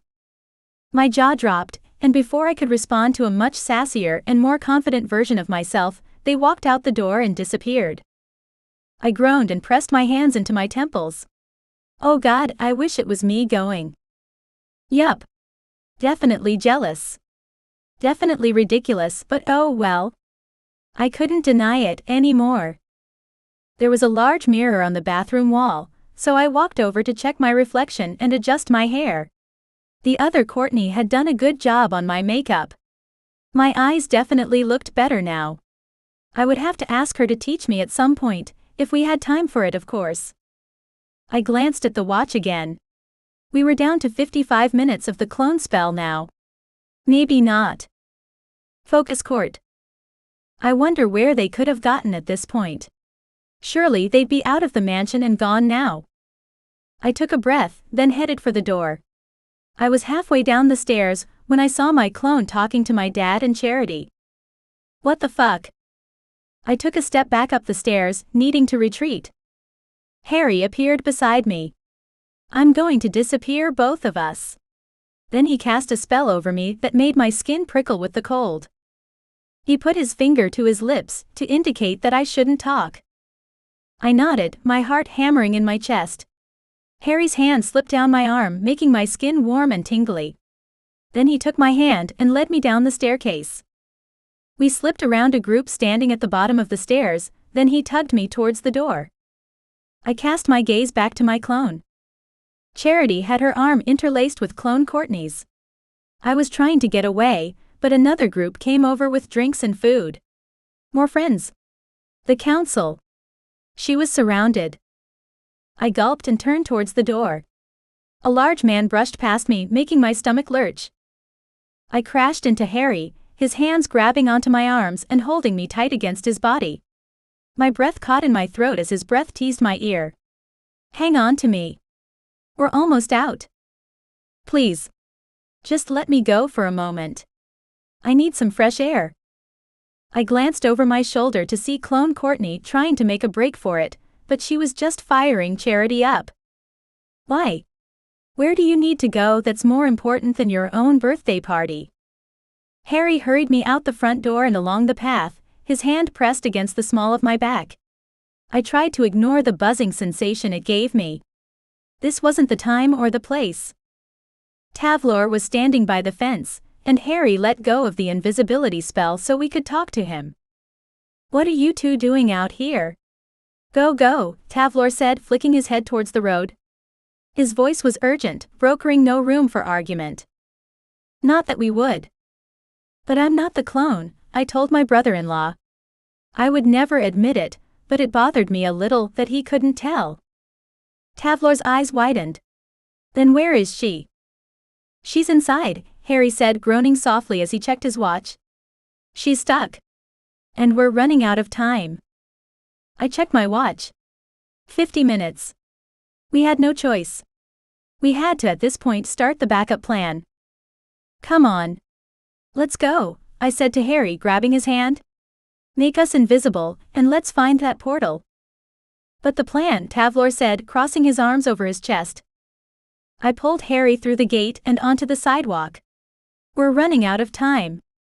Make sure the clone doesn't disappear in front of everyone, and I'll be back soon. Tavlor nodded, and Harry sighed. Fine. Let's do it. We set off running towards the portal, towards my mother's soul. You know this is dangerous, Harry said, tugging me into the bushes in front of the house next door. Ah yeah, I said, as though his stating the obvious was boring me. We're about to break into an enemy's realm, and steal back something that is literally irreplaceable. Harry sucked in a breath. I was okay with taking your clone because I knew you'd be safe here. I stepped closer to him, cupped his cheek and kissed him. I wasn't sure if it was intuition or my fear speaking, but I was suddenly worried I'd never get the chance to do it again. Harry broke the kiss, but lessened the rejection by sliding a hand around my waist and holding me to him. I never thought you'd do that again. I smiled up at him. Well, if we pull this impossible feat off, I might want to do a bit more than that, I said. I couldn't believe I had actually said that out loud. Maybe clone Courtney was rubbing off on me. Harry's nostrils flared and my stomach twisted. I'd put myself out on a limb with that statement. Did he feel the same way, or had I completely shot myself in the foot? I hoped not. I wouldn't want to ruin this friendship. Maybe the kiss was a one-off, a result of adrenaline. Maybe it didn't actually mean anything. I ignored the disappointment. If that were the case, I'd have to deal. I would. And Harry cupped my cheeks and kissed me again, softly. Tenderly. I was too paralyzed to respond until he'd already pulled away. He gave me a long, lingering look. Then he whispered, "I've been dreaming about this for so long it's hard to believe it's real." I blinked up at him, then my watch vibrated in a strange way. I glanced down at it, then gasped. 47 minutes. Right. Romance later. The portal's this way. Harry grabbed my hand and hauled me along the fence and into the backyard of the home next door. "This looks abandoned," I said, glancing up at the broken windows and darkened home. "That's what they want you to believe," he said. "Here, let me fix this." He waved his hand and my ball gown disappeared. He dressed me in jeans and a sweater and my favorite sneakers. "Thanks." "You're welcome. Now, you ready for this?" I nodded and gripped his hand. He sighed and pulled me toward the fence. Jump. Chapter 8. The portal was cold, like most portals were, but there was something different about the way the air moved, the thickness of the space we had to walk through. It was hard to put it in words, but there was a heaviness inside me, like I had an anchor tied to my guts, causing everything inside of me to drop. I could sense the resistance. The realm didn't want us there. And because of that feeling, I didn't let go of Harry's hand, not even for a moment. If I did, I didn't want to think about what would happen to either of us. He guided me through the portal and into the sunlight. I blinked, glancing around. There was something warm, but I still wasn't sure if we were safe just yet. "Are we there?" I whispered. He nodded, then whispered, "I'm going to cast my invisibility magic over you so that we can both go undetected," he said, glancing around. Not because he was looking for someone or something, but because he wanted to make sure he could work without any sort of threat. "But you must stay close." I kept a hold of his hand and stepped close enough that our hip bones touched. He didn't need to tell me twice, and I squeezed his hand tightly. I didn't want him to know of my unease, but it was difficult for me to control myself. "This close?" He nodded again, a small smile lighting up his face before it smoothed over and disappeared again. "Yes. Now let's go." I lifted my arm and glanced down at my watch. 45 minutes. My heart beat in time with the ticking of the watch. "Do you think we can do this?" Harry grimaced. "Well, with you, we're not restricted to the timeline. The clone will disappear at the party, but I'm sure your dad or someone can cover that up." I nodded, a little relieved, though there was a tightness still in my chest that I couldn't shake. "Let's not make her wait." Harry gripped my hand and we began to walk along the path. The Mansfield's realm looked very much like my family, the Adinolfi's realm, with a long winding sidewalk that led up the middle of a group of houses. "Why do these homes look so normal?" I asked. "They shouldn't." Harry's hand slipped from my grip, and he put his arm around my waist, holding me against the side of his body. "There is a lot of dark magic here. You might not be able to see it, but you can feel it. In the hairs on the back of your neck. In the pit of your stomach." I chuckled softly. "And here I was thinking I hadn't eaten enough at the party," I said. It was nice to joke, even with something as serious as this. There wasn't anyone around, but I wasn't foolish enough to think they'd left their family realm completely unattended. I didn't exactly feel watched, but again, that heaviness still followed us around. "Where is everyone?" I murmured, making sure to keep my voice low. I didn't want anyone else to overhear us, didn't want to risk it. "Almost all of them are at your birthday party, but there will be older and younger relatives who stayed back. Be on the lookout." The warning was clear, and he emphasized it with a squeeze of the hand. My stomach knotted itself together, but I pushed those damned butterflies away. It wasn't the time, even if it felt good. I nodded and swallowed hard against the anxiety rising up to choke me. A lock of hair fell in my face, and I wanted nothing more than to brush it aside. It tickled my nose, and I didn't want to let go of Harry's hand or make any sudden movement. I kept up with him each step, each stride. He was way more confident than I felt, and I tried to lean into that, tried to take some of it for myself. When we reached the end of the street, There was a massive mansion ahead of us. Is that Charity's home? I asked, not bothering to hide the disbelief in my tone. It would make sense. She was an egotistical narcissist. Of course, she'd have the biggest house on the street.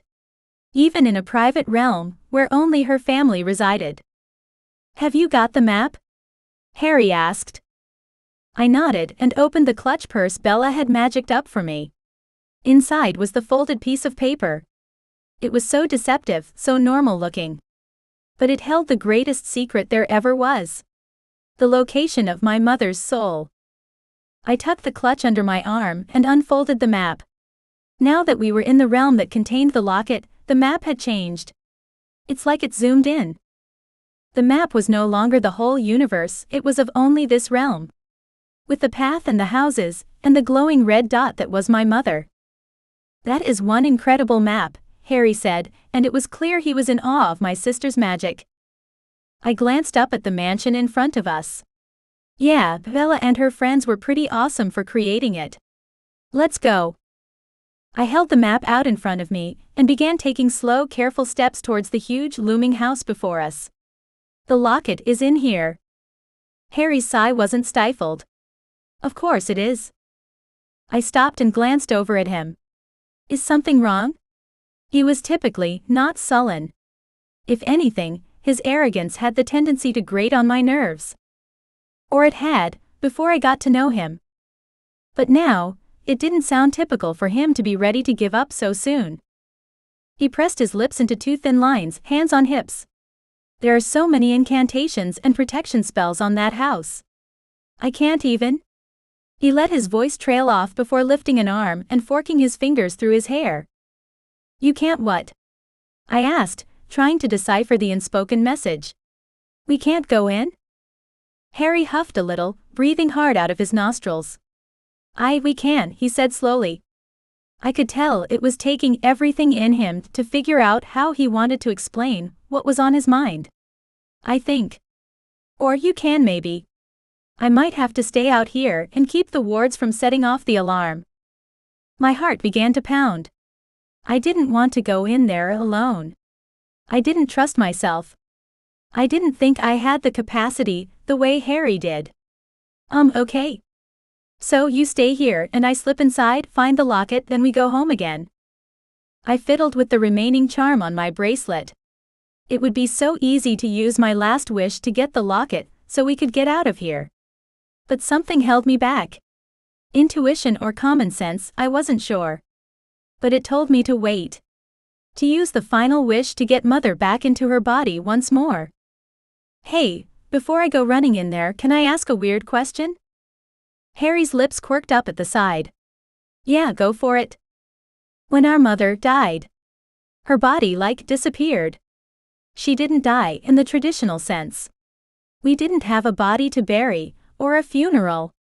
She was just gone. He nodded. I'm sorry, but I don't hear a question. If I were to wish her back here, alive and with us, would we able to bring her body back too? Or would we need to create her a new one? How would it work? Harry tilted his head to the side as though he were thinking hard. I don't know for sure. If her body didn't die either, then it's possible you can bring it back from wherever she magicked it to. Pardon me? She magicked her body away somewhere. I repeated, not quite believing it was possible. Harry shrugged.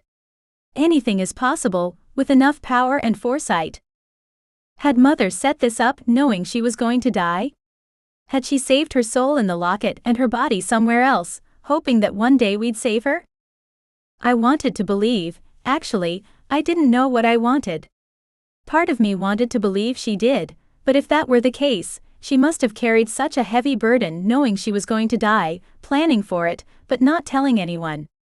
She probably felt lonely, lonelier than before, and that made my heart ache. But if this was a coincidence, to believe that meant my mother had no capacity to control even her death, that everything leading up to this point was coincidence, and that too was hopeless. I sighed. If she had set this up, why wouldn't she tell us that? We would have been able to help her so much sooner. I opened my mouth to ask more questions, but my watch buzzed. 40 minutes. Let's get the locket, then we can work out the logistics, Harry wisely advised. I turned back towards the huge house. Fine. But my clone better not be doing anything stupid. If I only had an hour to live, would I stay within the boundaries of society or do something truly daring? I glanced over at Harry, knowing the answer to that question was obvious. Thank God I hadn't left the clone alone with the shadow. I doubt she would have worried about the locket, as I do. I'll stay here and open the magic for you, but you need to be careful inside, Harry counseled. There will be tricks and guards everywhere. Okay, I'll be careful. I can extend my invisibility magic to the front door but no further, he said. Then you're on your own. I nodded, stepping away from Harry for the first time and working my way up towards the front door. The hairs on the back of my neck began to stand on end. I put my hands up to ward off anything evil coming my way. Be careful with your defensive spells, Harry called out. They'll set off alarms also. Just try to be careful. Act like you own the place. Act like I own the place? I can do that. I lifted my chin and walked straight up to the front door. The knocker was huge, and the sheer magnitude of what I was about to do hit me like a ton of bricks. I was walking into true enemy turf. I could die here. My jaw clenched as the image of Charity's smug face rose in my mind. Fuck you, woman. I'm getting my mother back. I put my hand on the doorknob, twisted and pushed hard. The door gave way and energy crackled inside the room beyond. I lifted my chin once more and strode straight into the lion's den. Chapter 9. The house was freaking huge. I felt like I said that every time I went somewhere new, but this was something else. Even bigger than the mansion where my clone was currently enjoying the speeches. I shook my head. How many mansions was I going to step into? I snorted out a laugh as I took another step onto the marble floors in the foyer. Despite my experience with mansions that evening, it was like the first time. I arched my neck, staring up at the high ceilings, taking in the hanging chandelier overhead like I wasn't used to this. And I wasn't. It didn't matter who my father was. It didn't matter that my mother could create whatever she wanted. This wasn't my life, and I couldn't help but be in awe every time I stepped into a new mansion. Part of me wished I could go hear those speeches. I would have actually liked to hear my father had to say. I wasn't sure who else was speaking. Tavlor maybe? Ava and Bella. And if they were, what would they say? I didn't know, though if I had to guess. No, Court. You're getting distracted. You have only so much time. You need to focus. I lifted the map and once again it had changed to zoom in on exactly where I was. The 3D images made it easy to decipher, and once again I was struck with how cool the map was, and how talented my sister was. Mother is going to be so impressed when she sees what Bella can do now. The map showed her locket being upstairs, down the long hall, and in a room at the back of the house. I glanced at my watch, literally seeing the minutes ticking by. Crap. Move it. I ascended the stairs, my heart pounding with sickening thuds against my chest. I wanted to drop the map and run. Every part of me shook with fear and adrenaline. If I was found here by Charity's family, they'd surely kill me. They'd already tried so many times and failed. I couldn't let them succeed this time. I made it to the top of the grand staircase, noting the elaborate wallpaper and plush carpet beneath my feet. Such luxuries were too pompous for me, though I did like some of the paintings they had on the walls. The map told me to turn left, so I did, taking careful and measured steps down the carpeted hallway. I swallowed hard and forced my trembling body to keep moving. I couldn't let myself give in to the fear, even if it was tempting to do just that. I wanted to run to the end of the hall and find the locket as quickly as possible. But if Harry was right, and when was Harry ever wrong, they had enough magic in this place to notice someone out of place. And I couldn't risk that. I couldn't risk anyone discovering me, or what I was doing. On top of that, I didn't want them to punish my father because of me. I didn't want them to punish Harry or my sisters. No. I had to do this, and I had to do it in a way that was subtle, where I wouldn't be noticed. And me bolting for my life to the locket would raise alarm bells for sure.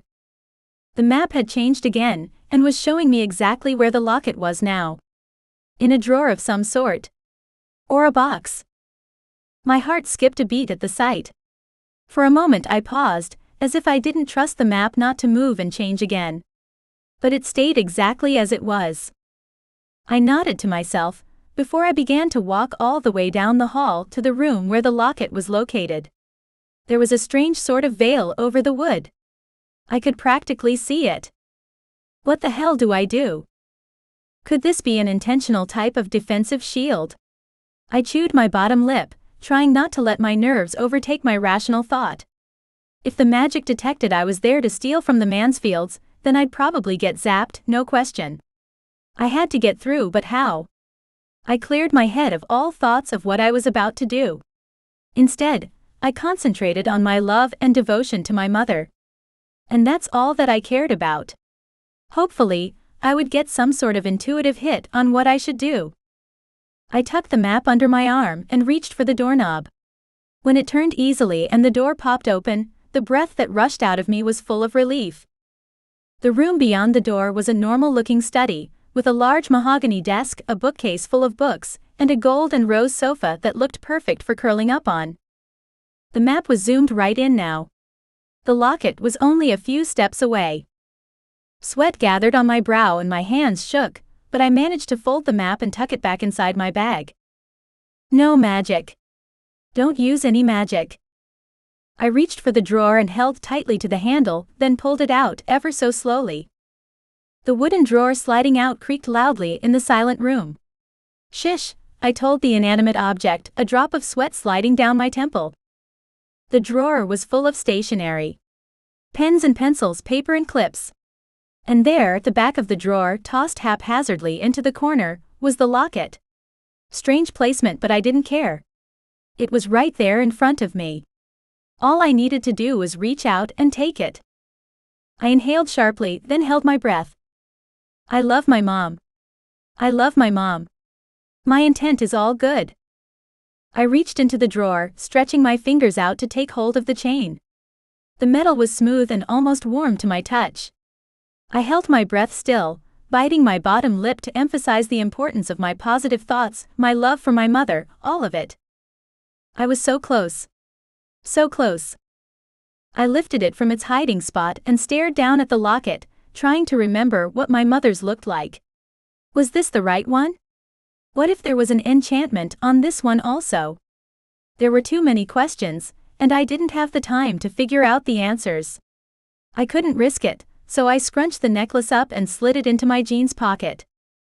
Harry's voice entered my head like he was whispering in my ear. Courtney, hurry. I can't hold it much longer. I didn't run, but I turned and confidently strode out the door. I didn't let myself doubt that this was the locket. I had to get to Harry before anything else. I marched down the hallway and took short, sharp breaths as I jogged down the stairs. I was at the marble foyer when I heard his groan. Then I ran. I pulled open the front door and Harry was on his knees. I'm here. I'm here, I said, running towards him. He dropped his arms and there was a solid-sounding clunk behind us. I can't hold the invisibility spell, he said, his head dropping forward. I'd seen him this way before, when he'd saved Dad from the possession.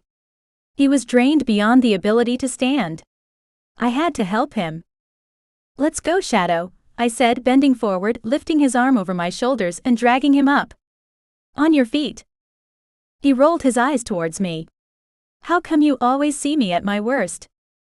I began the slow walk back to the portal, dragging his heavy ass with me. Because we're meant to be, remember? Tavlor said we're the perfect council-bred couple. The very idea irked me. Harry sighed and moved his legs, helping me as I carried us to the portal. My grip on him tightened.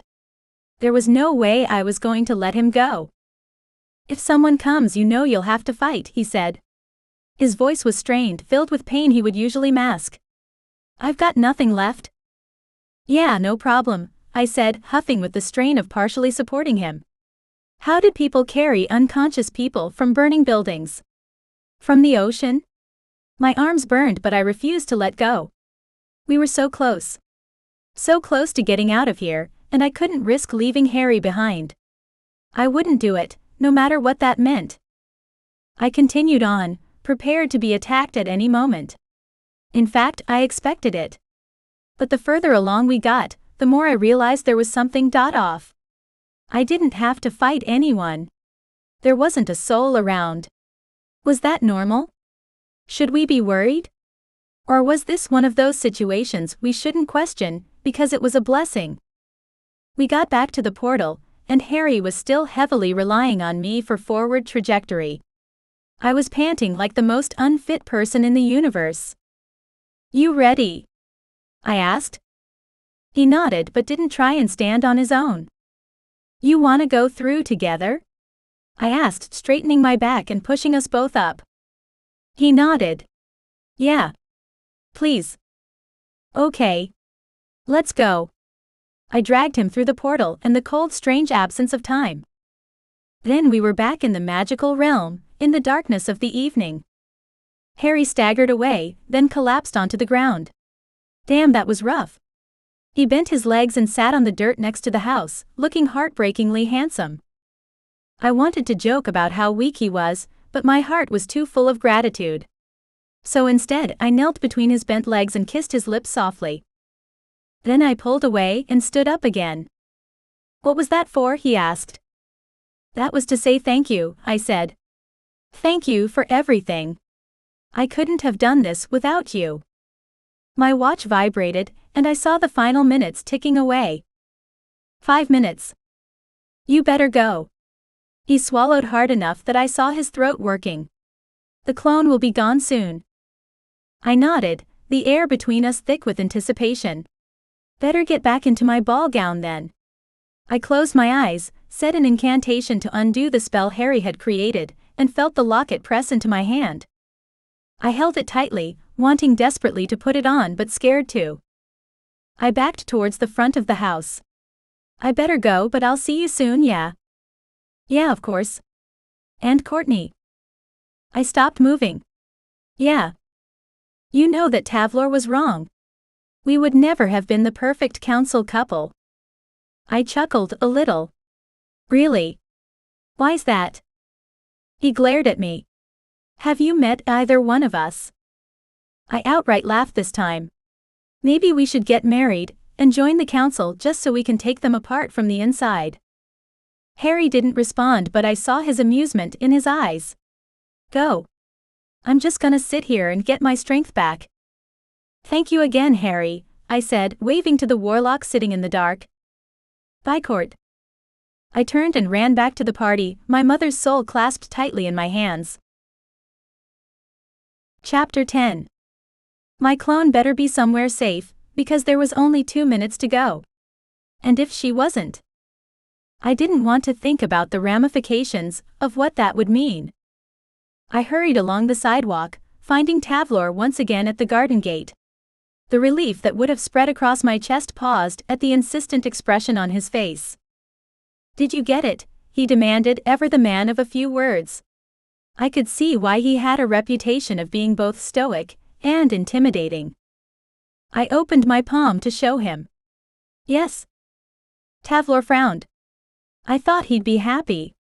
Not that I expected him to crack a smile by any means, but frowning at my success wasn't exactly the sort of encouragement I wanted.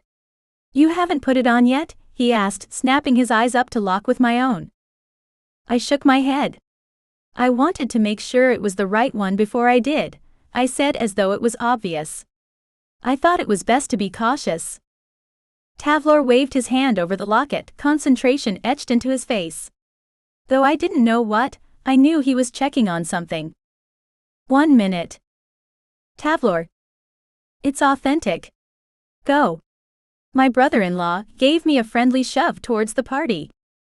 Happiness soared through me as I slid the necklace over my head, and the locket settled into my cleavage. But I didn't want anyone seeing any part of my mother's soul, so I magicked up an evening wrap that covered my neck. Hello? Is someone there? Mother? It's Courtney. Relief hit me like a truck, making me sidestep on the path. Oh, thank goodness, I was going crazy. What happened? I'll tell you everything soon. But I have to get to Dad, okay? Okay, Courtney. Whatever you did to save me, thank you. I love you, Mother. I was going to tell her that every single day. I hadn't said it enough while she'd been alive, and after this, I wasn't taking a minute for granted.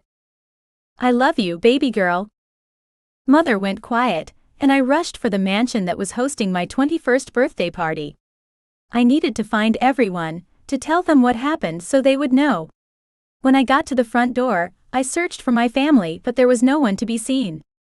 The party was still in full swing, with a band playing in the corner and food being served on platters by the staff. I held my breath, trying not to reveal my ragged breathing because I'd all but rushed over here. I stopped one of the catering staff as she walked by with a tray of pastries.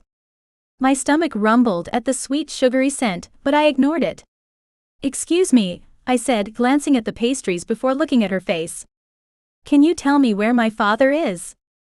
The waitress, with gorgeous blonde curls pulled into a tight ponytail, blinked at me. She laughed. Is this some kind of joke? She asked. When I remained silent, she pursed her lips.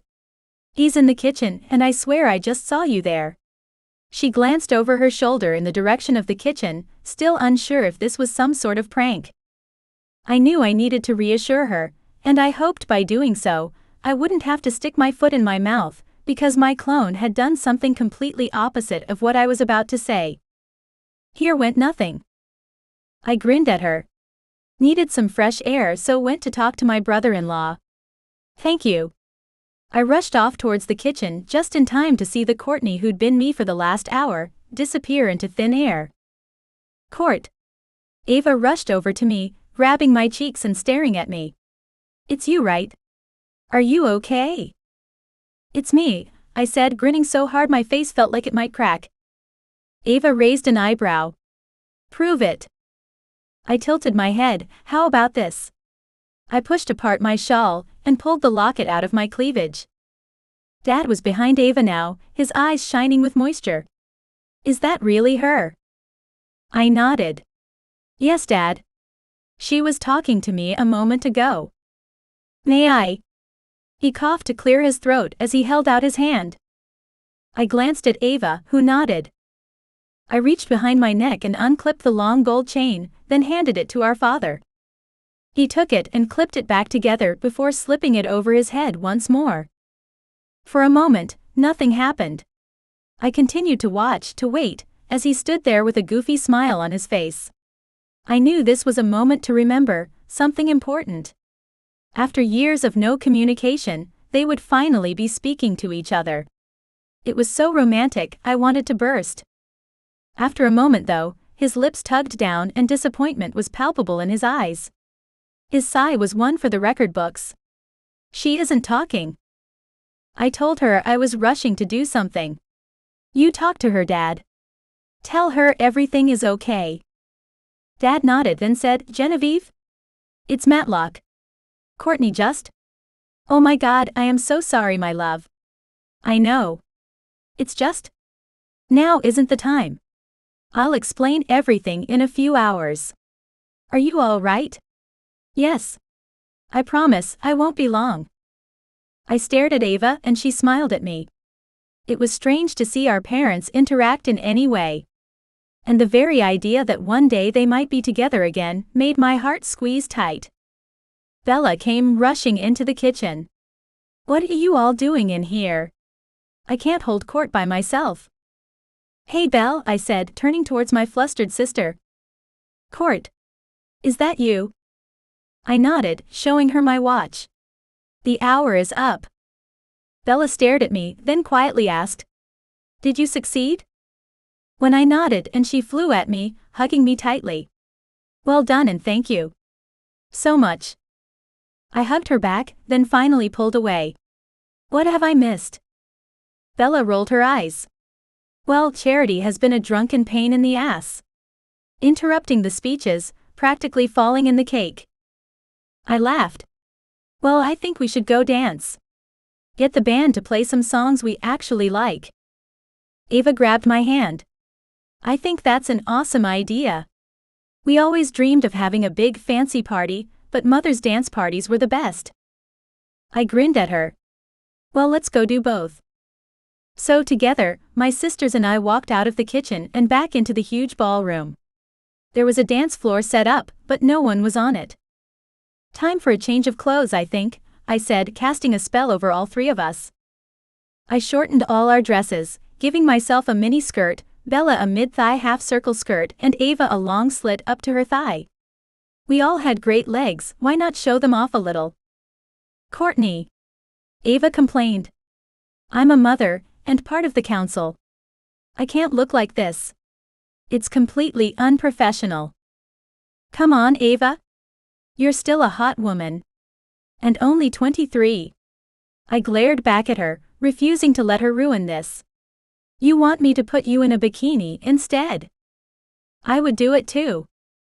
Ava shook her head, then laughed. She rolled her eyes. I can't believe I'm actually going to. She let her voice trail off and placed her hands on her hips. You're so right. Let's do it. She walked over to the band and spoke to the lead singer, who nodded. I had no idea what they said to each other, but I grinned with anticipation. It would be good, I was sure of that. By the time Ava had made it back to us, the band was singing one of our favorite songs, with a great beat and swooning vocals. Perfect choice, sis. I told Ava, then grabbed Bella's hand. Let's do it. We shimmied our way over to the dance floor, ignoring the strange looks from all the other adults around us. It was our party, and we were going to dance like there was no tomorrow. Because there might not be if Charity and her minions had anything to say about it. A few other girls joined us on the dance floor and we went hard for a dozen songs. The pure happiness that flowed through me was something to celebrate. I was healthy, my sisters were well, and we'd rescued our mother from a virtual prison. There was nothing that could make this moment better. We were finally fulfilling our dreams, and making everything we'd ever wanted a reality. When the band decided to take a break, I was ready to sit down. My feet are killing me. Why don't we? I didn't get to finish that sentence. The council cops stormed into the house, going straight up to Dad. But that wasn't what caught my eye, it was the man they were dragging with them. Hi, Warlock. We caught him. They had Harry. I went to run over to him, but Bella and Ava both grabbed me and held me tight. Let me go, I hissed at them. No. Wait, Ava said. You'll be no use to him if you expose your relationship now. I rolled my eyes at my sister. We don't have a relationship. I could barely get the word out. It was heavy, meaning way more than a simple word. Friendship. Whatever, Ava muttered. She rolled her eyes, but it didn't take the smile away from her face, like she knew I was lying, even if I was lying to myself. Trust me. Just watch and wait for the right time. I moved a little closer so I could hear properly, trying hard not to react to the fact that Harry was standing in front of my dad with a black eye, his arms in chains. I clenched my teeth, my tongue pressing against the top of my mouth, begging to say something. Anger burned my blood. I dug my nails into my palms, the pain holding me back from reacting even though I desperately wanted to. What are the charges? Our dad asked his cops. Treason against the council. I wanted to yell bullshit. I even stepped forward, ready to do just that. But Bella pressed against my side, warning me to be quiet. I bit my bottom lip so hard I drew blood. My dad nodded, and I could almost see the shackles on his own wrists. The council still owned my father's will, and if this was what they were going to do with it, they'd just made an even stronger enemy of me. Put him in the council jails, and we'll set a trial for next week. The council cops dragged Harry away, and he didn't once look at me. I knew he was doing me a favor in that regard, but it broke my heart a little anyway. What's wrong, Courtney? A snide female voice said from behind me. Lost your little friend? I turned to see Charity standing behind us. She didn't look drunk. In fact, she looked more composed than I'd ever seen her. "Did you do this?" I whispered at her, hatred burning a hole in my stomach. She'd already hurt us in every possible way, why would she also try to take Harry away? She lifted her chin. "He broke into my family's realm tonight.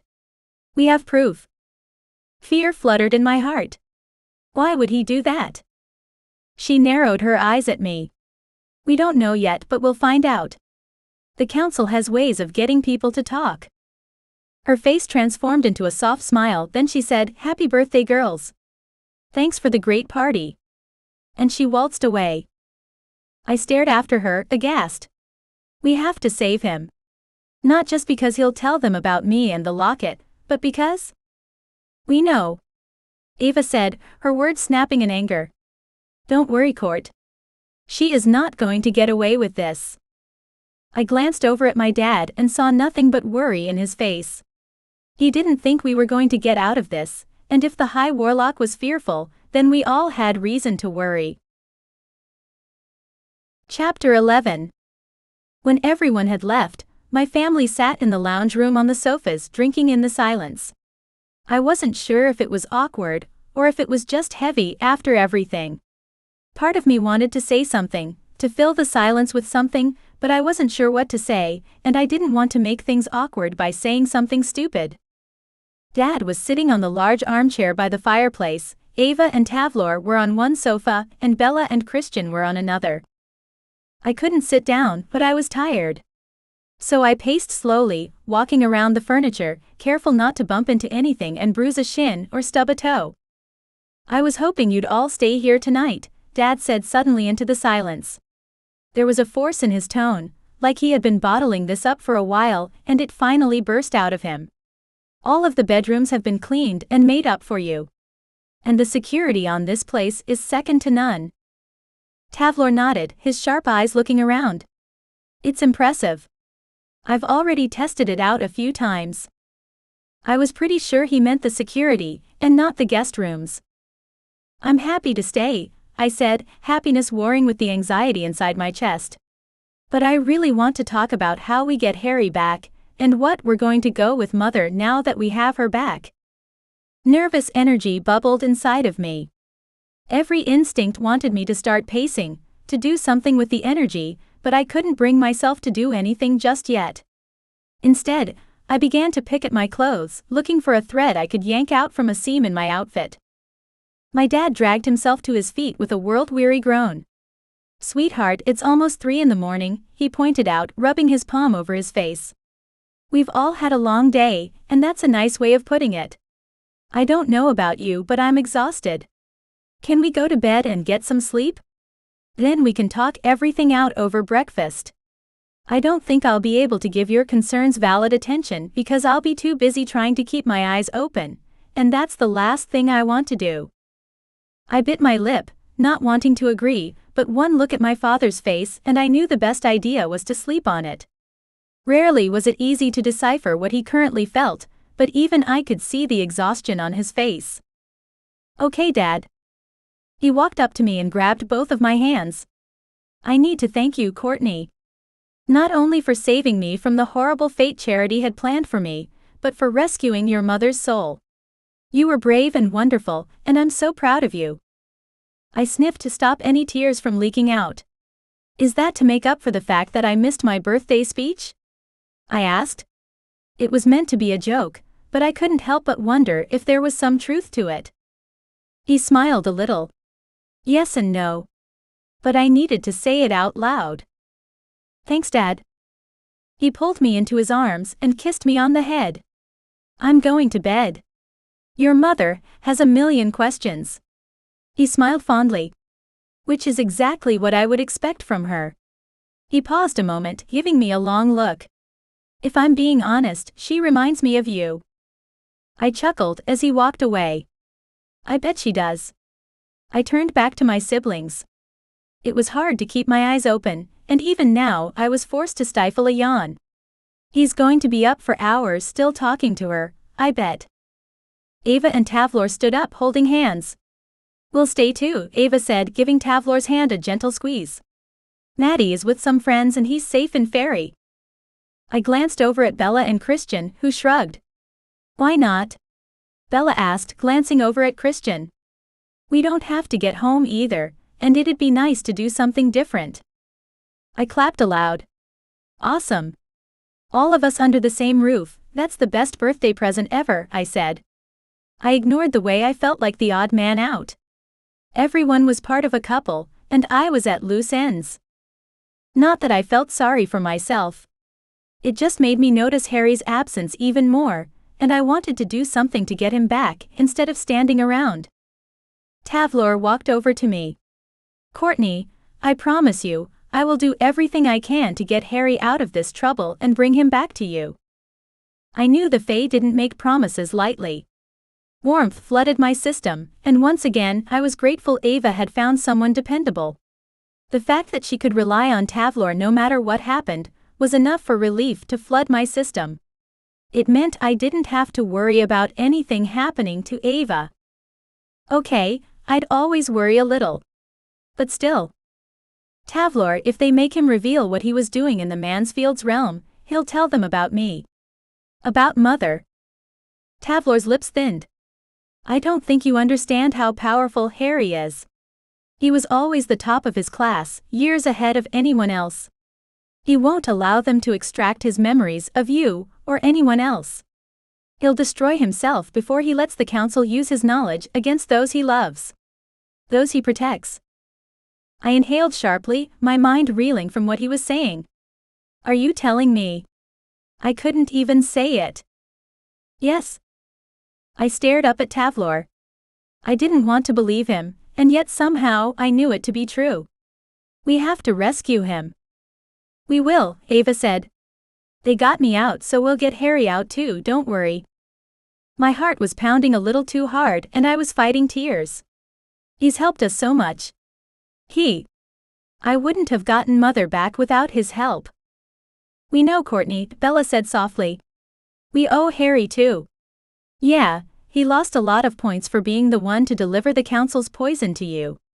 But since then he's saved Father's life and Mother's. We'll all help free him. I nodded, swallowing the lump in my throat. Okay. I didn't know how badly I needed to hear that, until now.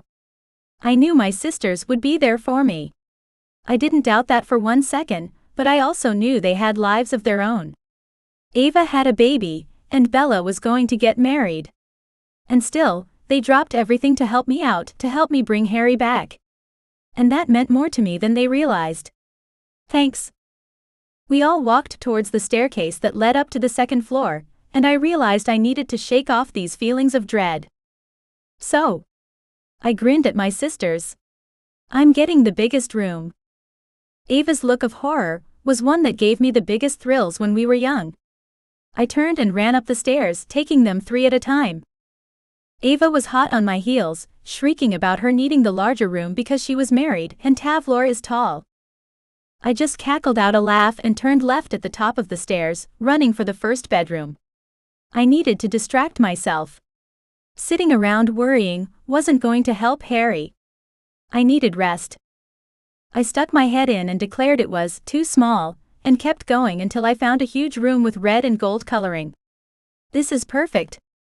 Ava stuck her head in and grimaced at my choice. Yep. This one is all yours. There's an even bigger suite at the end of the hall. I think I'll take that one. I picked up one of the gold pillows from the bed and threw it at her. She ducked my missile and laughed, and my heart was so full of love I couldn't believe how good it felt. We were all together, under the same roof. Tavlor walked up behind his wife and put his arms around her. Shall we take advantage of our child-free night? Ava's face colored pink and I rolled my eyes. Get a room, would you? Tavlor grinned at me. Good night, Courtney. Good night, big brother, I said, grinning at the half-fae part of my family. Tavlor gave me an odd look, like he didn't quite understand the concept. I had to bite my bottom lip to keep myself from laughing out loud. Taylor didn't have much of a sense of humor, he was always so serious, so it felt good to tease him. More than that, The fact that he was okay with being teased despite it was enough for me to know my sister had found a good guy. I was so happy for her. Tavlor took Ava away, and I heard Bella and Christian talking quietly as they walked down the hall. Night bell. Night court. I threw myself onto the huge king-sized bed and lay on my back, staring at the ceiling. The room was amazing, with ornate carved ceilings and rich colorful furniture. How different would our lives have been if we'd grown up here? I sat up and looked around, noting the beautiful dressing table and chair. It was the perfect house for daughters, and yet, high warlocks only had sons. One son at that. So the truth of it was, the only reason Bella and I existed was because our mother took her destiny into her own hands. I wasn't sure if I agreed with it. I didn't like the lying. But my existence was a direct result of that lie, so I couldn't hate it either. The council would never have allowed the High Warlock to have so many offspring, and not daughters at that. So even Ava was against the rules, in a funny way. Serendipitous. I closed my eyes and allowed gratitude to flow over me. I was alive and well. My mother was back and my sisters were happy. My father was finally speaking to her after many years apart. My sisters had found happiness with men who were worthy of them. And I'd find a way to get Harry back too. Harry? I sat bolt upright and reached for my bracelet. How could I have not thought of this sooner? I glanced down at it, chewing my bottom lip. Would it work? What sort of magic had he imbued this bracelet with? Would it extend past the hold the council currently had on him? I didn't want to waste a charm, but I also didn't want to waste time either. There were too many questions, and only one way to find out. I opened my mouth to call him, then started to worry about the barriers on the house. Would they let Harry in if I called him by magic? I hoped they might, considering I was the High Warlock's daughter, but I also realized it wasn't my magic. I hadn't cast the spell. I ran for the door, pulled it open, then called out, "Dad." It took him a moment, but soon I saw him pop his head out. "Yes? Can I get your help for a minute?" He stepped out into the corridor, dressing in only his shirt and pants. No tie. No vest. No cloak. No shoes or socks even. It was only the second time I'd ever seen the High Warlock in less than formal attire. "Of course," he said, walking towards me. "I was just catching your mother up on the last few days. She's very proud of you." "That's great, Dad," I said, grabbing hold of his arm and tugging him inside. I was grateful for the message, but Mom was safe for the moment. Harry wasn't. "I'm going to see if I can get Harry to teleport here using my bracelet. Can you open the barriers on the house so I can let him in?" Dad's jaw dropped open and he looked at me with wide eyes. It was another blatant display of emotion, and coming from him, it made me pause only because I had to get used to it. "You're going to break him out of a council jail?" I put my hands on my hips and glared at my dad, the High Warlock. "No, I'm not going to break him out. And even if I was, it would be a good thing. You realize that if they perform that truth spell on him, he might tell the council about Mom? About the locket and me. Everything. Which would put us all at risk." My father's eyes widened even, then his jaw became hard. He looked away, rubbing his chin, so serious that I almost wanted to poke him. "You're right. What do you need me to do?" He looked back at me, and I realized just how serious he was. He was willing to do whatever I asked of him. My heart swelled at the thought. "I don't know exactly. I'm going to use the bracelet to call him, like I did last time when you were missing. And when they froze you guys at the dinner table. I just hold the diamond and call him. And he comes." Dad nodded. "Sounds like a very advanced locator spell. I'll open the wards for a few minutes. Is that enough time?" I nodded. "Normally he's here within seconds." Dad clapped his hands together, then held them above his head. "All right. I'm ready. Bringing down the wards now." Chapter 12. I had to take this chance. It was my only option at this point. I glanced at the ceiling, hoping that whatever God listened to prayers would listen to mine, murmured something, and dropped my gaze to my bracelet. I reached for the diamond hanging from my bracelet, closed my eyes, and called for the man who'd saved my ass more often than not. Harry. I said his name like a prayer because it was one. While I wasn't sure what religion was true, I knew I could depend on Harry no matter what. And if he could, he would come to me. The air shifted and crackled with electricity. I held my breath. Waited. My eyes popped open. I looked over at my father, hoping for some kind of update that was going to actually mean something. Dad? I asked, hoping for an explanation. He pushed his arms open further, still holding them up in the air. He didn't even turn to look at me. I've created an opening, but he needs to come through here, he explained. I ran over to my father, standing right beside him. I still hadn't actually seen him, but I had to believe he was out there. He just needed some guidance on where we were, and where he needed to go. Harry, through here. I called, putting as much as I could in my voice. Come to me. Follow my voice. There were footsteps on the roof, then pop, but Harry was standing in front of me, blood dripping from his bruised and swollen nose. Good timing, he said, wiping his face with the back of his hand. The holding cell was getting more unpleasant by the minute. Dad pulled both of his hands together with a clap. Well done finding us, Harry. Harry swayed on his feet and Dad grabbed his elbow. Come. Sit. I'll get a washcloth, I said and ran for the door I had assumed was the bathroom. Then I stopped and turned back. What am I doing? I'm a witch. I magicked up a warm wet face cloth and rushed back to him. Here. Harry took the cloth and pressed it to his face. I can do one better, Dad said and waved his hand over Harry's nose. Thank you, Harry said, handing me back the cloth now that Dad had magically healed him. I narrowed my eyes at the Warlock. I shouldn't be surprised that my father could do something like that. He was the High Warlock after all, and his power was on so many more levels than the realms. And yet, there were certain instances where even I was impressed. I've really gotta learn some of that magic, I said. And maybe after everything was over and done with, after things returned to normal, and there were no threats against me and my family, I'd be able to do just that. Dad put his hand on Harry's shoulder, steadying him. Are you all right? He asked, concern pooling in his eyes. Harry nodded slowly. He appeared dazed, but he blinked before shaking his head as though he was trying to rid himself of the feeling. Yeah, thanks for the rescue. He rubbed his face with his hand, and for the first time since I had known Harry, I saw obvious exhaustion touch his chiseled features. He sighed. My magic is so depleted tonight, I couldn't do anything to save myself when they found me. What happened to your cloaking magic? I asked. Aren't you always invisible? That was what I didn't understand. He always had some level of protection, something to ensure his safety.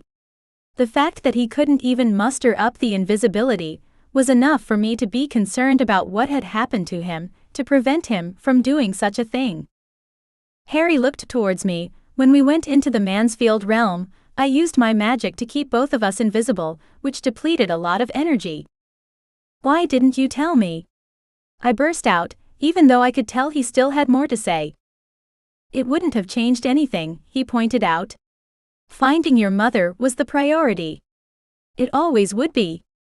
He nodded to me to show me he meant what he said. Anyway, keeping the barriers and shields at bay so you could get inside also took up some energy, and we needed to escape.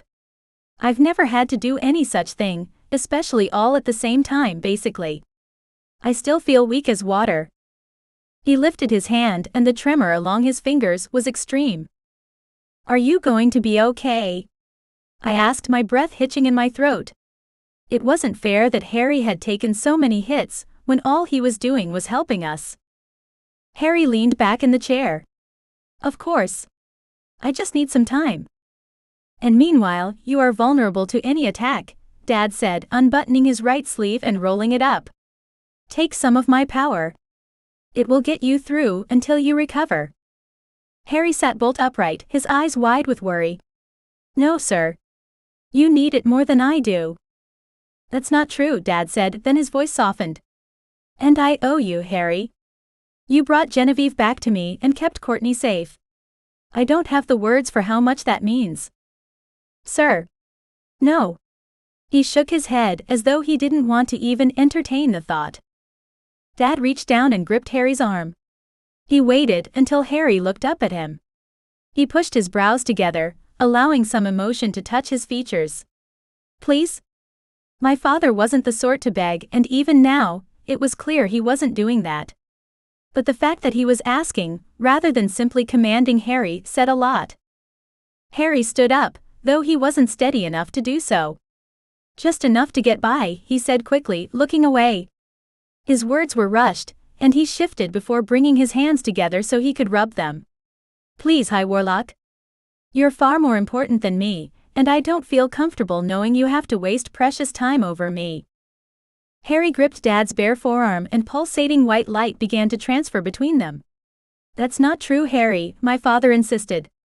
You are the future. I am a relic of the past, and one my daughters are working hard to put behind us. Harry tried to yank his arm away. High Warlock, that's enough. Dad held Harry tightly, the energy in the room bubbling and radiating with the gift my father was bestowing. I squinted, the light more blinding than I realized it could be. I wrinkled my nose, but warmth touched my chest. It was a big deal for my father to bestow a gift, and to say I was happy for Harry was an understatement. When he finally let go, Harry's eyes were shining with good health, and he was standing tall. Dad was pale and staggered a little. I rushed to his side, wrapping an arm around his waist so I could help him stay upright. Dad. Are you okay? He nodded. I'm fine, he insisted, his voice as frail as he looked. He cleared his throat, forcing himself to continue. I will recharge quickly overnight. This is the High Warlock's ancient family home. We will all be feeling better tomorrow. There is no reason to worry.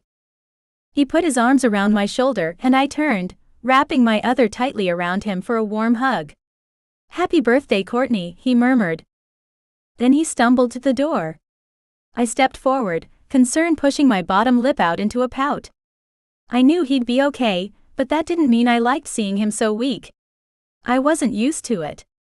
My father was the most powerful warlock in the realm, and it was moments like this that reminded me he could also be vulnerable. Good night, you two, he continued. We'll deal with the fallout in the morning, but for now, rest. And celebrate a job well done. Then he left me alone with the shadow, in the most beautiful bedroom I'd ever seen. I looked up at him, amazed to see the shimmers of magic within his eyes. I wished I could reach out and touch the magic for myself, just to see what it felt like. For a moment, I could do nothing but stare at him before I finally shook my head. What did my dad just do to you? I asked, not bothering to keep the wonder out of my tone.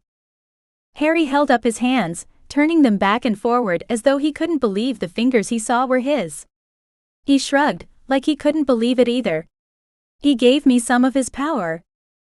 Temporarily? I asked, not liking the idea of my dad being powerless when half the council wanted him dead. As much as I appreciated what my father had done, as much as I enjoyed the fact that Harry was back and could protect himself, that he wasn't vulnerable because his magic had been depleted, I didn't like that my father might have unintentionally put a target on his back because of his generosity. Harry tilted his head to the side. Yes. Like all magic. Once I use it up, I have to create more. I nodded, feeling a tremble pass through my body that had me biting my lip. Are you all right? He asked, stepping closer. I could tell by his tone he was genuine in his question, and it made my heart palpitate. I went into his arms and pressed close, gripping him tighter than I probably needed to, but I couldn't bring myself to care. His arms wrapped me up in his strength, and I finally let out the sob I'd been holding in for hours. I tried to stop it, tried to keep myself from showing my weakness, but I couldn't help it. When they took you away. Shish, it's okay, he said, stroking my hair and pressing his lips to my forehead. We stood there for so long, I wasn't even sure how much time had passed. But I was grateful for his strength in this moment. It really had been a horrible and wonderful day. When I finally pulled away and looked up, he gave me a lopsided smile. I'm beginning to think giving you that bracelet was a stroke of genius for both of us. Hell yes it was, I said, then yawned loudly. I checked the watch on my wrist. It's almost 4 a.m. I'll go downstairs and sleep on the couch, he offered, taking a step towards the door. I reached out for him. No. Please stay. When his eyebrows flickered up, I grinned at him. Just to sleep. I'm not sure I'm up for anything more. I'd love to just hold you, he whispered. We moved to the bed, where I reached for my straps and realized I had next to nothing underneath. I clicked my fingers and transformed my clothes into silk pajamas. Harry smiled and did the same, but he only wore the boxer shorts. My breath caught in my chest, and an unfamiliar warmth flooded my belly. He was beautiful to look at. His chest was broad and defined, his skin shining with good health. I pulled back the blankets and climbed beneath the sheets. I've never slept beside anyone except my sisters before. He grinned and slid under as well. I don't have any sisters or brothers. I couldn't imagine that. I noticed he didn't mention if he'd slept next to a lover or not, but seeing as he was mid-20s and gorgeous, I had to assume his past love life was more impressive than mine. I lay down on the soft pillow, facing him. He didn't touch me, but God, I wanted him to. Do you want to come closer? He asked. I nodded. Yeah. Turn around and I'll cuddle you. He pulled me closer. I rolled over and moved back until my bum was pressed to his belly. His hand snuck around my waist and pleasure coursed through me. This is nice, I managed to say. I'm so glad you're okay. He pressed his lips to my neck and whispered, thanks to you. I giggled. And Oliver's magic. Sleep beautiful, Harry said, and although I didn't think I possibly could, I did. Chapter 13. Waking up with a hot body behind me was a strange feeling. For a moment, I did nothing. I closed my eyes again, allowing myself this moment. I didn't have to be anywhere right away. And if I did, I would still do the same thing. This was a reminder that Harry was safe beside me. He was here. After some time passed, I turned around to stare up at the sleeping figure of Harry. My lips curved up, and I reached up to rub my eye with my palm, hoping to get the sleep out of it. Even so, I couldn't stop staring at his sleeping form. My heart leapt at the pure beauty of his features. It wasn't fair, and yet it fit him exactly. Normally, Harry had a silent strength to him that made him look 10 years older. A weariness that couldn't be put into words, only visible in the creases in his forehead and between his eyes. It was almost like a maturity other people his age wouldn't have, but there was more to it. It was hard for me to put it into words. But right now, while sleeping, he looked as young as me. Carefree. Vulnerable, even. There was a youthful appearance to his features. My fingers itched to reach out and touch him, to feel how soft his face was. To remind myself again that he was here, that he was safe.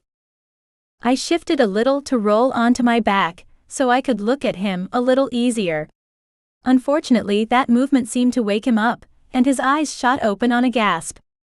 Hey, it's okay, I said, reaching out to hold onto his arm and soothe him as he pulled away from me with a jerk.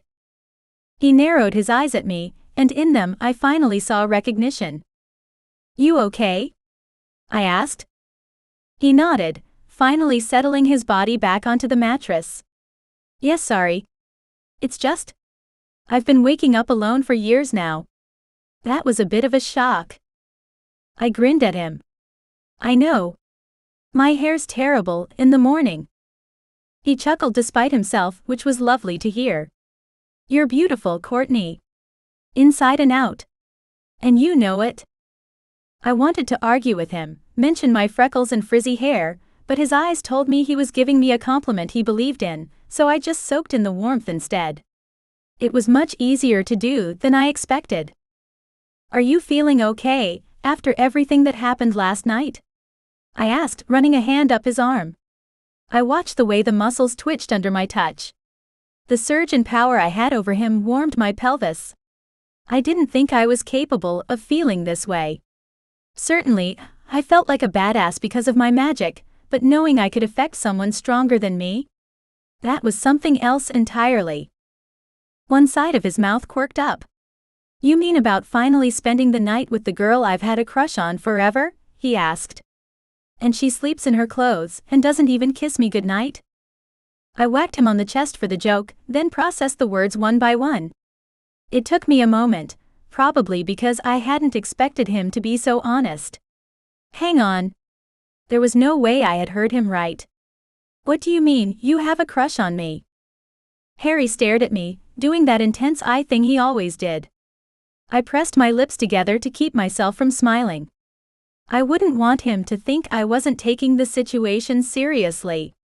You mean me kissing you last night wasn't a small hint? He asked seriously. Or me risking life and limb for you? None of this is ringing a bell? My cheeks flushed with heat as I glanced down, then forced myself to look up at him. He did have a point, but I never wanted to make any assumptions about him, about us. It could have been him being caught up in the moment, or feeling obligated to me in some way. But to hear that wasn't the case? Ah, yeah, it does, I said, and it was strange how shy I sounded. That wasn't like me. But I was kinda asking about, you being arrested and all that. He was arrested because of me, and I hated that. My cheeks pinched, whether it was anger or shame, I didn't know. But he had been taken because he'd used all his magic to get me in and out of the Mansfield's realm. He hadn't been able to make himself invisible or run when he should have. For me. He'd done all of that for me. Harry licked his lips, his tongue darting out to tease me. I'm feeling great actually, he said, offering me a soft smile. Your father's magic helped me heal quite a bit last night. I need to thank him. I nodded. Of course. And yet I couldn't bring myself to leave just yet. I still had to touch. I still had to do more than that. I chuckled, letting my hand wander over his shirt front, feeling the heat of his skin beneath the material. I sighed in contentment, happy. Really and truly happy. He was thanking you, Harry. No need to reciprocate. I slid the first button through the buttonhole, then the next. I had something that felt more important than him thanking my father or anything else. Harry was holding his breath now. I kept going, revealing more and more of Harry's amazing body. Courtney. I didn't mean.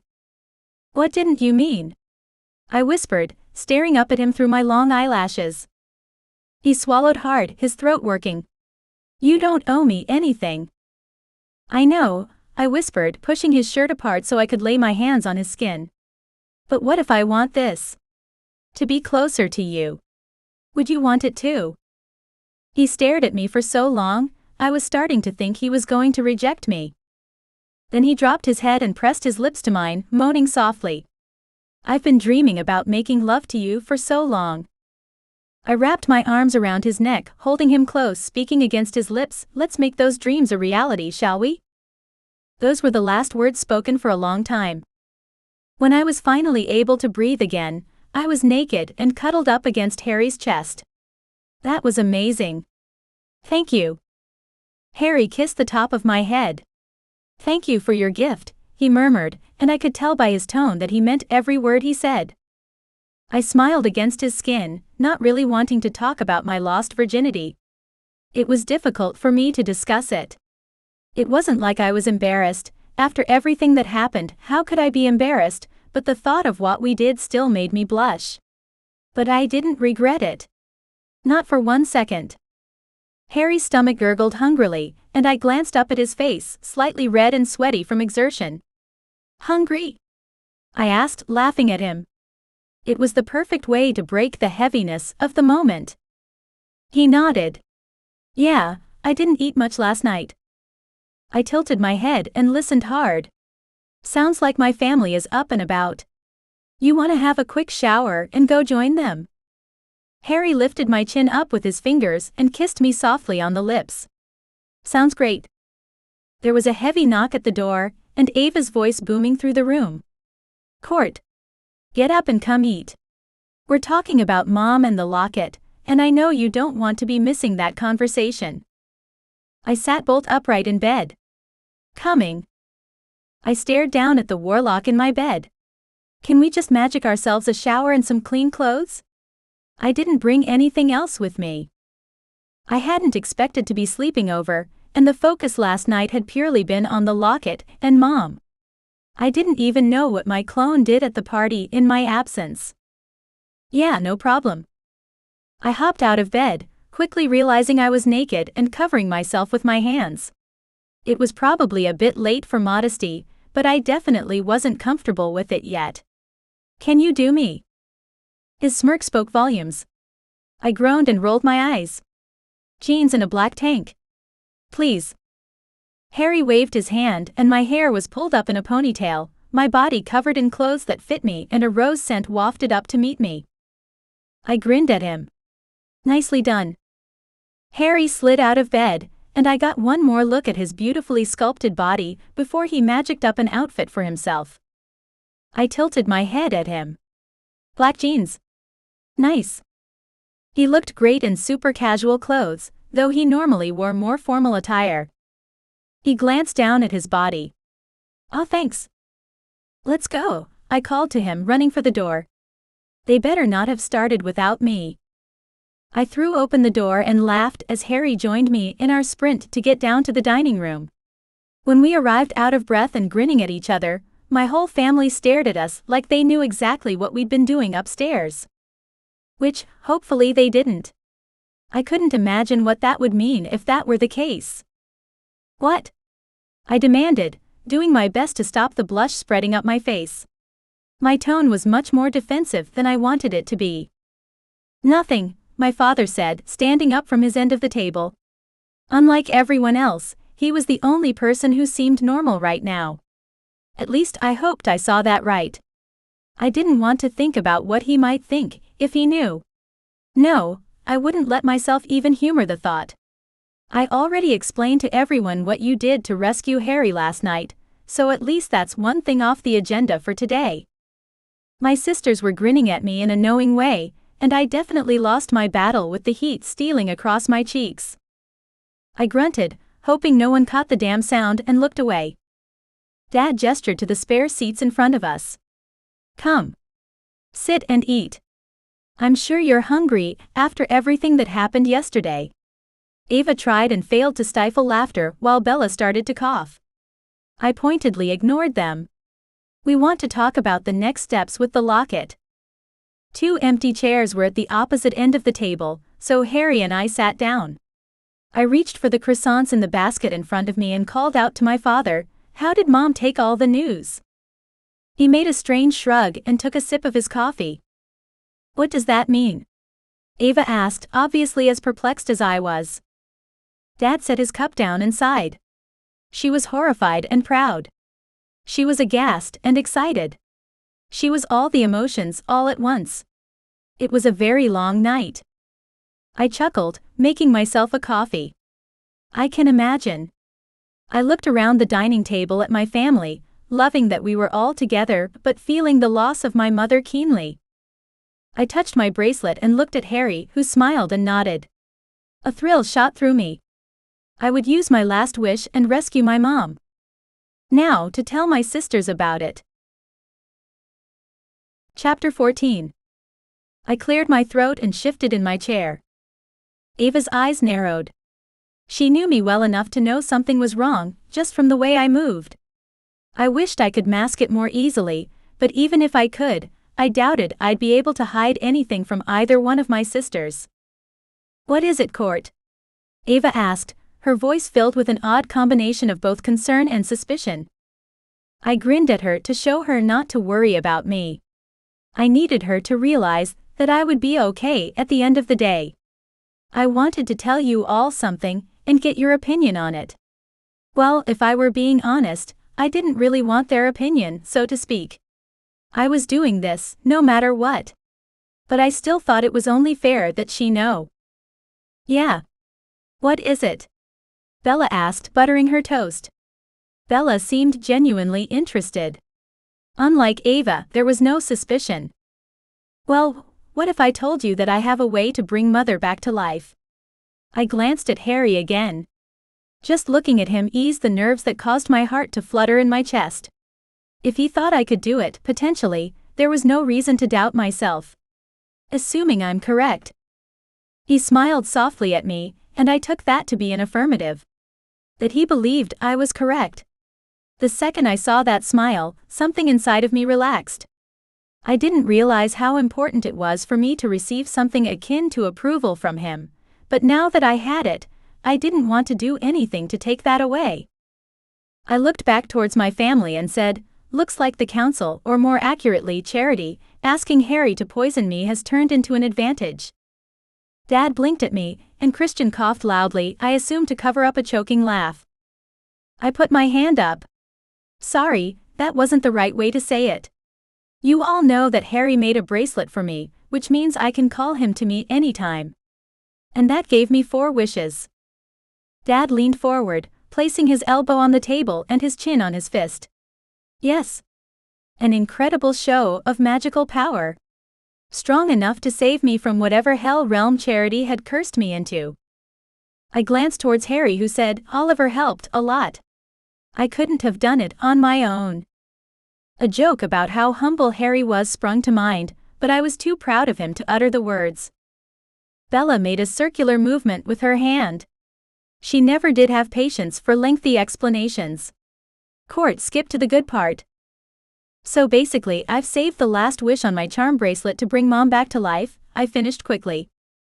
My instinct was to fiddle with the charm that hung from my wrist, but I didn't want to accidentally rip it off, or do anything that might ruin my chances at following through with bringing Mother back to life. Instead, I forced my hands underneath my thighs to prevent myself from following through. Ava's gasp, then the silence that filled the room was deafening. My heart hammered in my chest. I wasn't sure what I wanted except some sort of response. Then Ava reached over and grabbed my arm. Her grip wasn't tight, but it was firm. "You can do that?" she asked. It was like she needed to make sure I wasn't lying, before she let herself hope something as crazy as bringing Mother to life could be possible. Her arm shook as she tried to hold herself together. She swallowed before pressing her lips together into a thin white line. I forced a smile before I pried her fingers from my wrist, but not because I wanted to disconnect from her. My skin was sensitive, and the last thing I wanted was for her to leave a bruise. Because of that, I made sure to still hold onto her hand. "I think so. Harry thinks so too." We all turned towards the shadow, and love filled me up. He'd saved Bella's life, my father's life, and he'd now bring my mother back from the dead. Whatever he'd done to me before he knew me, and at Charity's command, I forgave him for. After all he'd done to help us, why wouldn't I? Harry shifted in his chair, suddenly uncomfortable. "I know the council looks down upon this sort of thing, and if it was true necromancy, then I wouldn't be able to do it. But your mother, Genevieve, she stored her soul in that locket so you could bring her back later. And Courtney told me that her body simply vanished when she died, which means there was no burial. No body that was currently decomposing. It's possible that she also transported her body somewhere, and we can bring it all back together with Courtney's wish." My father sat back in his chair, his eyes shadowed with doubt. I looked everywhere for the sort of magic required to do this. How was it possible that a simple wish could create such a powerful spell? I wondered that too. I turned towards Harry, narrowing my eyes at the way he was squirming now. "Harry, what aren't you telling us?" His lips quirked with a smile that I couldn't help but giggle at. "What did you do?" Harry cracked a grin this time. "I may have linked the power of the bracelet to my bloodline." He said it so nonchalantly, like it wasn't a big deal, that I wanted to shake him. I highly doubted it would have any sort of effect on him, considering he was much stronger than I could ever hope to be. I glanced over at Ava, who was chortling. I was just glad she had loosened up slightly. "You mean you linked the magic of the bracelet to your parents and your grandparents? A council family?" Harry shrugged. "I have an aunt or two who married other council families. And they all have kids as well." Bella was laughing now as well, and I couldn't stop myself from getting up, grabbing Harry's face in both hands and planting a kiss on him. It was a public display of affection, I hadn't realized I participated in, until Harry's lips responded to my own. For a moment I let myself fall into the kiss, the world disappearing around us. When I pulled back, Harry was staring at me shocked. But I simply said thank you, and sat back down. And then realized I had done that in front of Bella and Ava. I ran my fingers through my hair quickly in a burst of nerves. I didn't even wince when I hit the knots in my hair, forcing my fingers to tug through. My family's laughter had quieted down, but I didn't care if they were all shocked. Ava had married a Fey Warlock who would die for her. Bella had fallen in love with a powerful shifter who adored her. Me. So what if I'd fallen for a warlock that the council would have loved me to marry before all of this began? They definitely would never approve the match now. Not anymore. He was officially a prisoner, on the run. We were a family of outlaws, and I couldn't be happier. Clearly, I just would do a better job of controlling my emotions in the future. At least I hoped I would. Okay, so? I asked, ignoring the pinch in my face. The blush scattered across my skin, but I couldn't let it bother me, or we'd never get anything done. And instead of talking about the kiss, I'd rather just move on with the important stuff. Is everyone in agreement? I use my last wish and we bring Mother back? I stared from Bella's face to Ava's, then settled on my dad. No one was speaking. Seriously? I'm all for it. Ava said, then glanced at Dad. As long as it's smart. Like, she won't come back all weird, will she? Dad shook his head. No. Genevieve did a great job of preserving herself. I also know where her body is. She did store it away, just in case one day there was a chance to bring her back. I cackled out a laugh. Damn, she was more powerful than I realized. It took everything she had left, but yes, she'd been planning her demise for years before it happened, my father said. She didn't want to tell you girls, because she didn't want you to worry.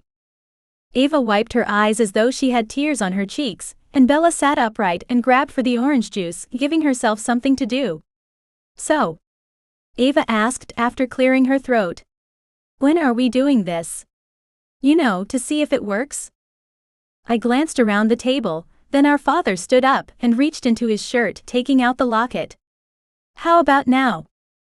Yes. I jumped to my feet, pushing the chair back. Where? Here?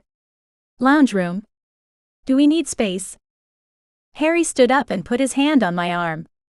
I think the lounge would be best. We do need a bit of room. I looked from Bella to Ava's face, shocked not to see more happiness in their eyes. Aren't you guys excited? Bella bit her lip, and Ava nodded. I am, but... I grinned at her and crossed my arms over my chest. What's wrong? Worried she's gonna be pissed off at us? Ava's lips quirked up. Maybe a little. I stepped around the table and pulled Ava into a hug, holding her tightly. I whispered into her ear, Mom and Dad can finally be together. Don't worry, she's not gonna be focused on us. When I pulled back, Ava was smiling, but there were still tears in her eyes. What's wrong? Oh, it's nothing. I think I'm overwhelmed now. I never thought I'd be able to see her again. She'll be able to meet Maddie. Tavlor walked over and put his arm around his wife's shoulders. I think we should move to the lounge room and see if this family can pull off another miracle. Ava nodded, and everyone stood up and began moving to the lounge room. Dad hung back, and when I walked over to him, he grabbed my hand and placed the locket in my palm. I've been dreaming about this moment for months, Courtney. Years. And now that it's here. You're shaking in your boots like Ava. I guessed, gripping the locket and smiling at the warmth that spread through my body at the contact. Dad stared at me for a moment, then nodded. I jumped at him, hugging him tightly. It's gonna be okay, Dad, I said, trying to be as reassuring as I could given the circumstances. I know you don't have a lot of faith in me, but... Dad pulled back and scowled down at me. That's where you're wrong, he insisted.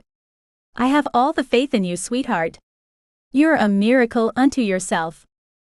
My heart sang at the praise, but I was so excited about what we were about to do, I couldn't focus on it. Instead, I hugged him once more quickly, then tugged at his arm. As much as I wanted to linger, to bask in this moment between the two of us, we needed to stay focused. Come on. The show is about to begin. Chapter 15. We gathered around the locket in the lounge room. I placed it on the coffee table and backed away, not sure how we were going to do this exactly. I took a step back, taking in a deep breath. I couldn't lift my gaze from the object, like it was magnetized to me. A small part of me worried that I wasn't going to do this right, and would let everyone down. I would be the reason everyone had their hopes raised, only to disappoint them. Harry. I turned to look at him, hoping no one saw my wide eyes, the fear on my face. How do I do this right? He smiled at me as he stood beside me, ready to lend his magic to my spell. He reached out and gave my hand a gentle, reassuring squeeze. The tension left my body slightly, and a surge of power filtered through me. It was like I could do whatever I wanted, with Harry by my side. Same as before, he said. Speak out loud your wish and add as many details and specifics as you can. What about her body? I asked, tilting my head to the side so I could look in his eyes. I hadn't thought about that until just now. How do I get that to materialize? His lips twisted as he thought about my question. He tapped his chin for a moment. If she stored it somewhere, maybe it would be easier, he said. Stored it? Like in a grave, or? He turned towards my dad.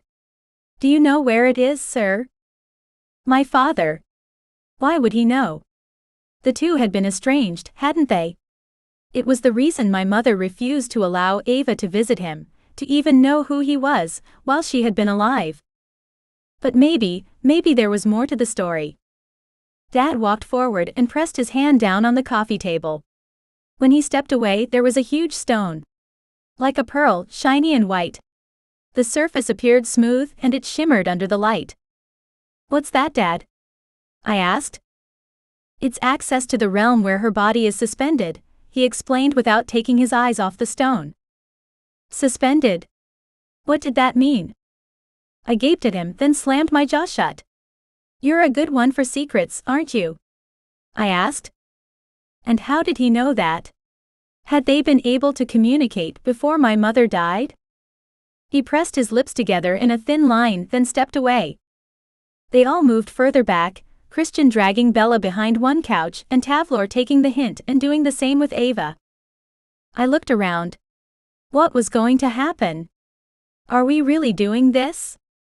Ava grabbed the back of the sofa and leaned forward. Yes. Come on. Let's do it. I took hold of the last silver charm.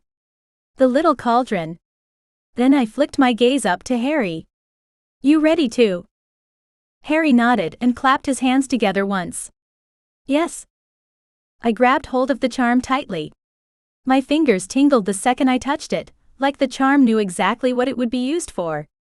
I sucked in a breath, trying to ignore the butterflies in my stomach, the way the hairs on the back of my head stood up. I rolled my shoulders back. I couldn't keep waiting, prolonging this. I had to have faith in myself. If I didn't, no one else would. Then, as clearly possible, I said, I wish to bring my mother back to life, merging the soul she saved in Ava's gold locket with the body she saved in the realm linked to the pearl father put on the coffee table. I paused for a moment. That sounded right. I managed to hit every aspect of what I needed to say, in order to make the wish come out the way it needed to, in order to ensure it manifested exactly as we needed it to. The words themselves seemed inadequate, and yet, as the cauldron unlinked itself from the bracelet, Harry nodded and smiled at me. He seemed to think I had said the right thing, and if he thought that, then I believed it. I handed him the charm with a shaking hand, and he began to chant. His voice was low and soothing, and if it wasn't necessary to pay attention, I would have gotten swept up in it. Expectation and anxiety filled me up as magic began to swirl around the room. Ava's arm reached out for me. Her fingers wound around my hand, and she tugged me with her behind the couch alongside her half-fae husband. I pressed into my sister's side and she wrapped her arms around me. The wind began to pick up, blowing my hair across my face as Harry spoke faster, his power pushing the massive spell to its conclusion. The pearlescent globe our father had conjured up began to glow, and the locket lifted from the coffee table, floating in the air about head height. Harry kept going, speaking over and over again, until his voice crescendoed into a huge finale, and silver magic and glitter blew through the room. We ducked, falling to the ground behind the sofas. I looked at Ava, who stared straight at me. "Is it done?" she asked. I shrugged, not the easiest thing to do while kneeling on the carpet, hiding from the magic Harry had used to blow apart the room.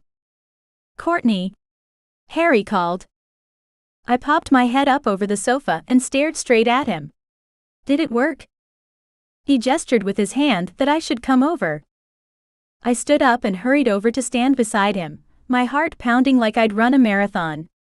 It was almost painful. There, lying on the carpet beside the coffee table, was our mother. She looked as sick and pale as she had the day she died. I wanted to rush over to her, to sweep her in my arms and bring her close to me just to make sure she was real, but I was rooted in place, unable to do just that. "Is she alive?" I whispered to him, not being able to rip my eyes from her form. The words almost stayed in my throat, but I had to say it, had to make sure. "She looks terrible." Dad stalked over to the coffee table, and my sisters joined us as well. Unlike me, he had no qualms about moving, about verifying things. "Dad!" I called out. "Why does she look so bad? Is she still as sick as she was before she died?" Maybe he would know the answer. He had to know the answer. Dad looked at Tavlor. "Could her body be magic drained still?" he asked, ignoring me for the time being. Tavlor put his hand out. "Matlock, don't. I know you gave Harry your magic last night. You don't have the strength to cure her." "I do," I said, stepping towards her. "Tell me how to do it." "No," Harry said, putting his hand out. "You can't. It'll take too much." Bella conjured a book from wherever she kept her books, and she began flicking through the pages. "We can all contribute some magic to her. Between us, I'm sure there will be enough." I looked around the circle. Everyone except Christian was magical. Dad, Tavlor, Harry, Ava, Bella and me. "What's the spell, Bella?" Bella flicked her hands through the air, and the spell we needed to conjure up projected itself to the wall behind Dad's head. "There. It won't be pretty. It'll probably hurt actually, but I think we can do it." My nose tingled with impending tears, and I sniffed loudly. If we'd known this a few years ago, do you think we could have saved her? Dad shook his head. "No, sweetheart. While your mother's health and magic were linked to the realm where you all lived, she was always going to be drained." "Everyone ready?" Bella asked, obviously anxious to get moving. "What's this going to do exactly?"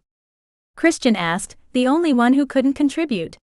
He was probably worried about Bella, which I appreciated as her sister. I couldn't imagine not being able to participate, so my heart went out to him. "We're all going to give Mother some of our magic," Bella explained slowly. "Since she's no longer in the magical realm that sucked all her energy out of her, hopefully she'll be able to naturally recharge and heal." "Is it dangerous for you?" Christian asked, reaching out and gripping Bella's hand.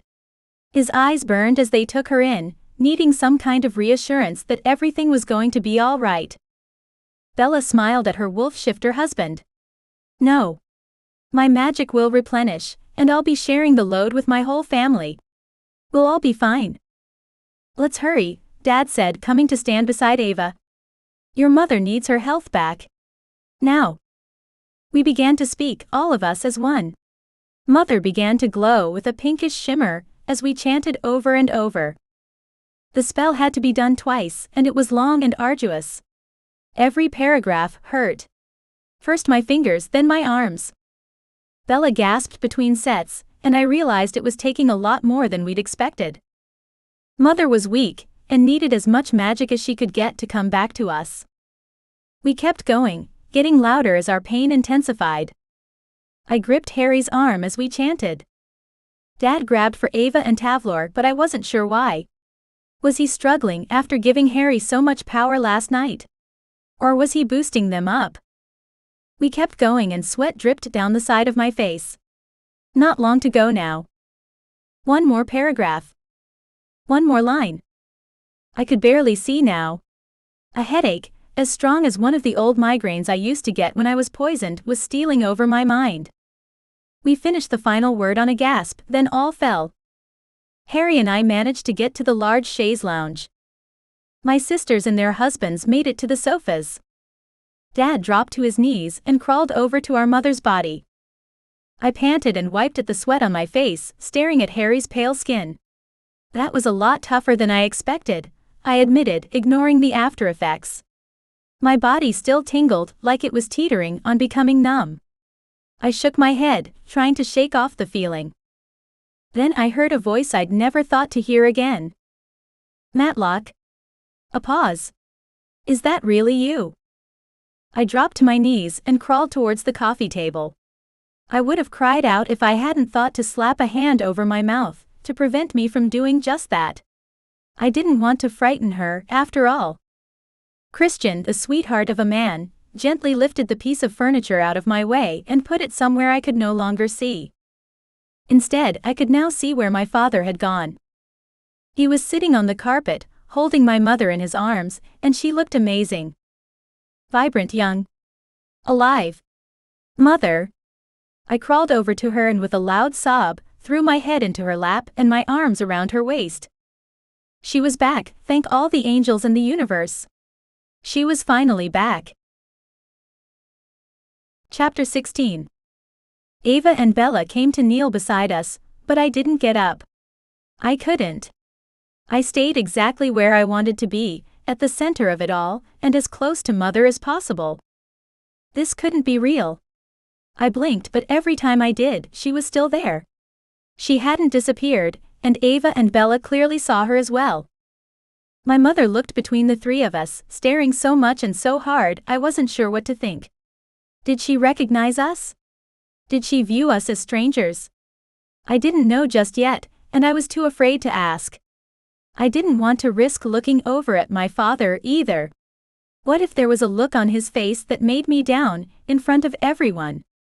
There were too many emotions running through me, and I couldn't latch onto just one. "Oh, my girls," my mother finally said.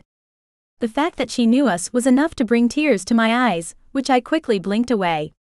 "You've gotten so much older. I can't believe I've missed so much." I glanced up at her, still with my chin pressed into her thigh. "You're a grandma now too." Mother grinned. "I know. Your father told me." She reached out her hand to cup Ava's face. "Well done, sweetheart. I'm so sorry I wasn't there to be with you. Help you through it." "I had my sisters," Ava said, leaning into Mother's caress. She blinked back tears, always trying to hold it together, especially in front of us. "Bella helped me a lot." Mother shifted a little, and I pushed back to sit next to Ava. "I'd like to get up if that's okay," Mother said, struggling to roll onto her knees. I couldn't even imagine what she must feel like. Her bones must be weary, her muscles coiled and tight like a snake. But she was still Mother. Between us, we managed to get her to her feet, though she wobbled and leaned heavily on our father for support.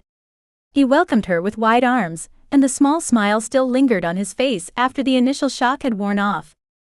I stared at her with awe and said, "I can't believe how good you look, Mother." Her hair was golden and shining, her skin smooth and clear. She looked amazing for someone I was sure had passed on. Mother glanced down at her arms and turned her wrists to examine her hands and nails. "It's all the magic you all gifted me with. I'll go back to normal soon enough." "Perhaps," Father said, drawing her into his side and kissing her forehead. "Without the realm draining your magic, you'll be feeling a lot better than you have in many years." I crossed my arms over my chest and grinned at the happy couple. Especially since she was kinda, dead for a while there. Mother reached out for Ava's hand. "You've all done so well on your own. It's hard to believe that I worried about you surviving in the magical realm for so long." I coughed out a laugh, then inhaled sharply to clear my throat and ran my fingers through my hair, trying to keep them from shaking.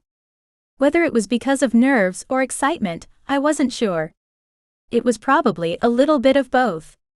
Oh, we get why you were so worried now. We've all been almost killed, what is it, twice? Or 3 times each? Mother lifted her arms and took a step forward. I'm so sorry, she said. That was exactly my fear. Maybe I shouldn't have told her. The last thing I wanted was to worry her, but I thought it was important for me to be honest with her. Ava, Bella and I surged forward, each of us stepping into her embrace and having a group hug that I was sure would never happen again. A tear rolled down my face, and I quickly reached up to wipe it away. I am so proud of you, she whispered loudly. Of all of you. When we stepped back, Mother had tears in her eyes. Now, introduce me to your men. She chuckled. Why am I not surprised that each of you has one, despite your short time in this realm? Ava was first, taking Mother's hand and pulling her over to introduce Tavlor. Then it was Bella's turn to let her shy husband meet our whirlwind of a mother. When Mother stepped over to me, I was standing next to Harry, though I wasn't sure how to introduce him. Oh Mother, this is Harry. Mother's eyes narrowed. Yes. You're part of the council families. Harry nodded. Yes, ma'am. And you poisoned Courtney. Harry nodded without missing a beat. Yes. Mother, that. She continued, then you left the safety of the council, saved Bella's life, cured Courtney, then saved Matlock's life. This time Harry glanced down, embarrassed. Well. He helped bring you back too, Mother. It was his charm, his magic that brought your soul and your body back to us. Oh, it wasn't. Mother reached out and grabbed Harry's arm, stopping his embarrassed babble. There was power in her grip, not because of how tightly she held on to him, but because of the confidence she had. Thank you, she said, and her words rang with a sincerity as clear as a bell.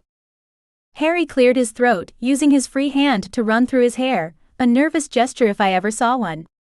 It was kind of cute only because Harry being nervous wasn't something I'd ever expected to see. Christian rushed to our group. Concern filled his eyes and his brow was furrowed. The council cops are here. Harry, hide. Disappear. Quickly, before they realize you're here. I didn't bother asking Christian how he knew. His senses were far superior to ours. I could have thrown my arms around him and kissed him for the warning, but I doubted Bella wouldn't be too happy with that particular show of affection. Harry's gaze flicked around to me, filled with worry and fear. Not for himself, for me. Go, I said. Do your thing. Harry disappeared before my very eyes. There was a knock at the door, and I looked at Christian. I'm impressed. He shrugged. They're loud and obnoxious. I can hear them coming from a mile away. That made me laugh, the thrill of danger dart through my veins. Those assholes had come into our home last night and arrested Harry. They'd probably just realized he was gone. Dad took a step towards the door, but there was a loud boom and the wooden frame exploded. Tavlor rushed to the front of our group, throwing up a shield. What is the meaning of this? Dad demanded of the police that were piling into the house. I pressed close to Mother, my laugh dying in my throat. They weren't here to look for Harry. So it's true, the older man at the head of the group said, nodding over at us. You brought Genevieve Melfi back from the dead. Dad walked closer to Tavlor, not stepping past the shield. I held my breath, unsure what to expect. Why are you here? My father asked firmly. The guard shook his head, then heaved a sigh. We came to look for Harry.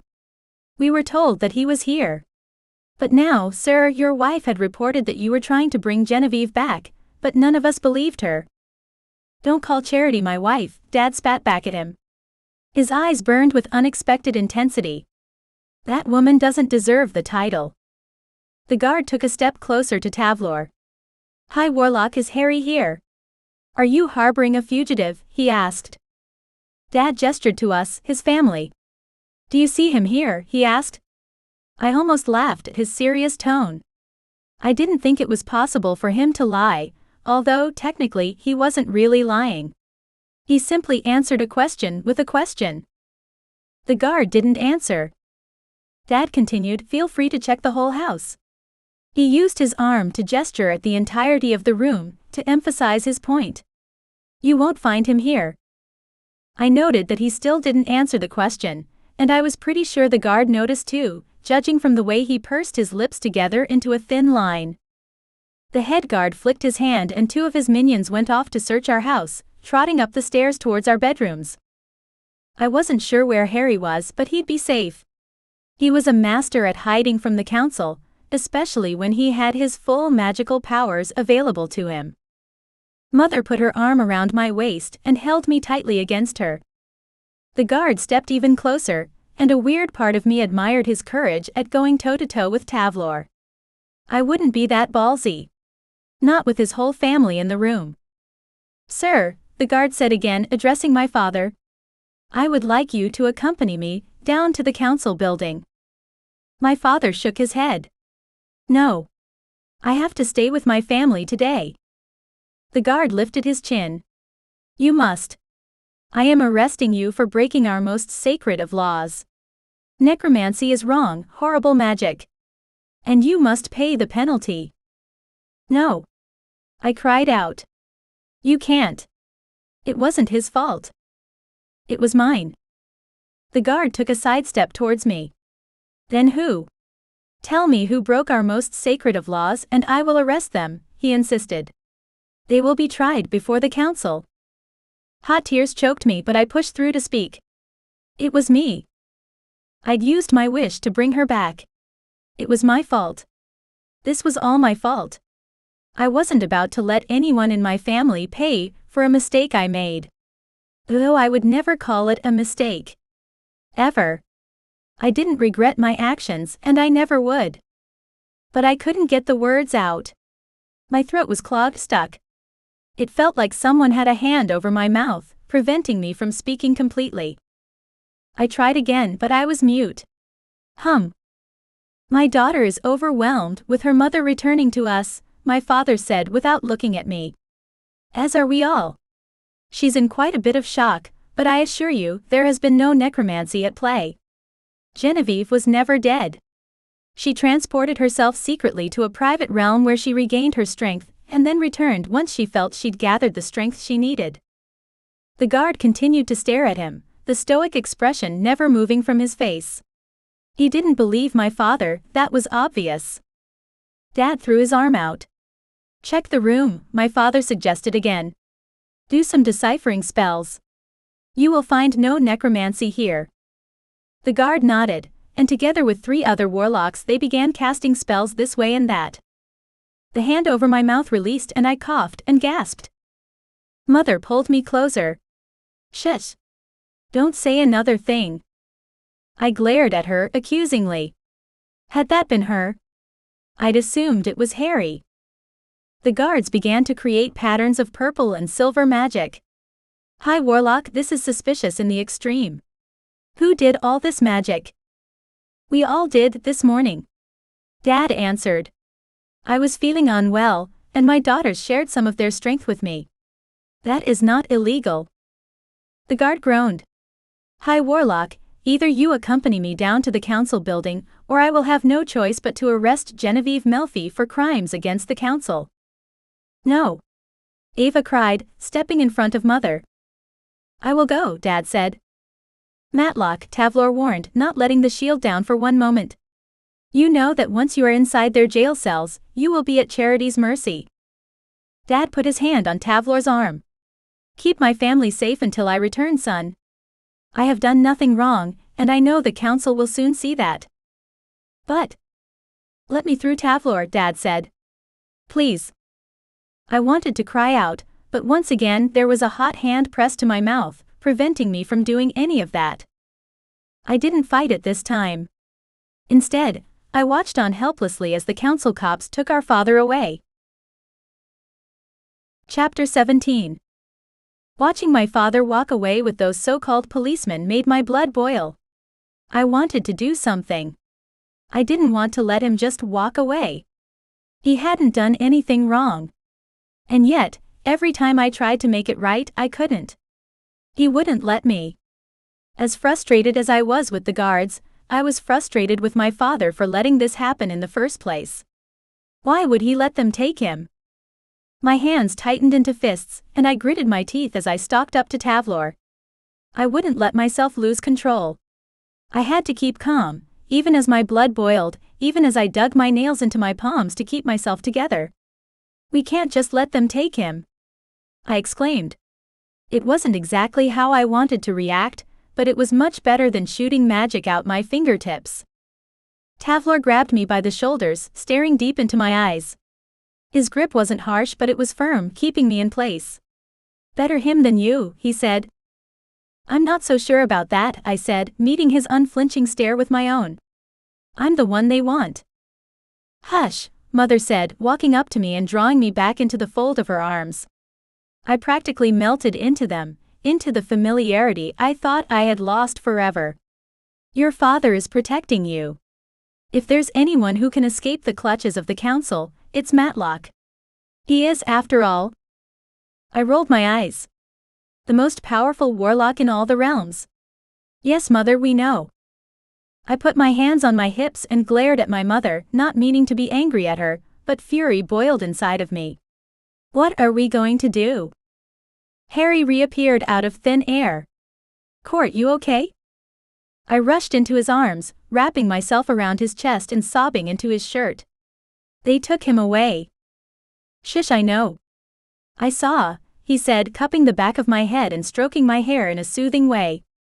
I'm so sorry I couldn't do anything to stop them. None of us could, Tavlor muttered. I would have stood and fought beside him.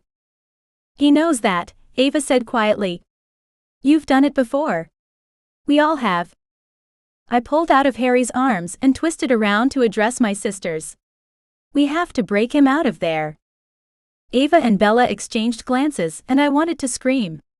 Do look at each other like that. Like it's hopeless. They got you out, Ava. Surely it won't be too hard. Mother walked over to one of the sofas, put her hand down on a cushion, then practically fell down onto it. I thought maybe she was just tired, but then I saw her pale face, her shallow breathing. Bella rushed over to her, concern knitting her brows. Mother, are you okay?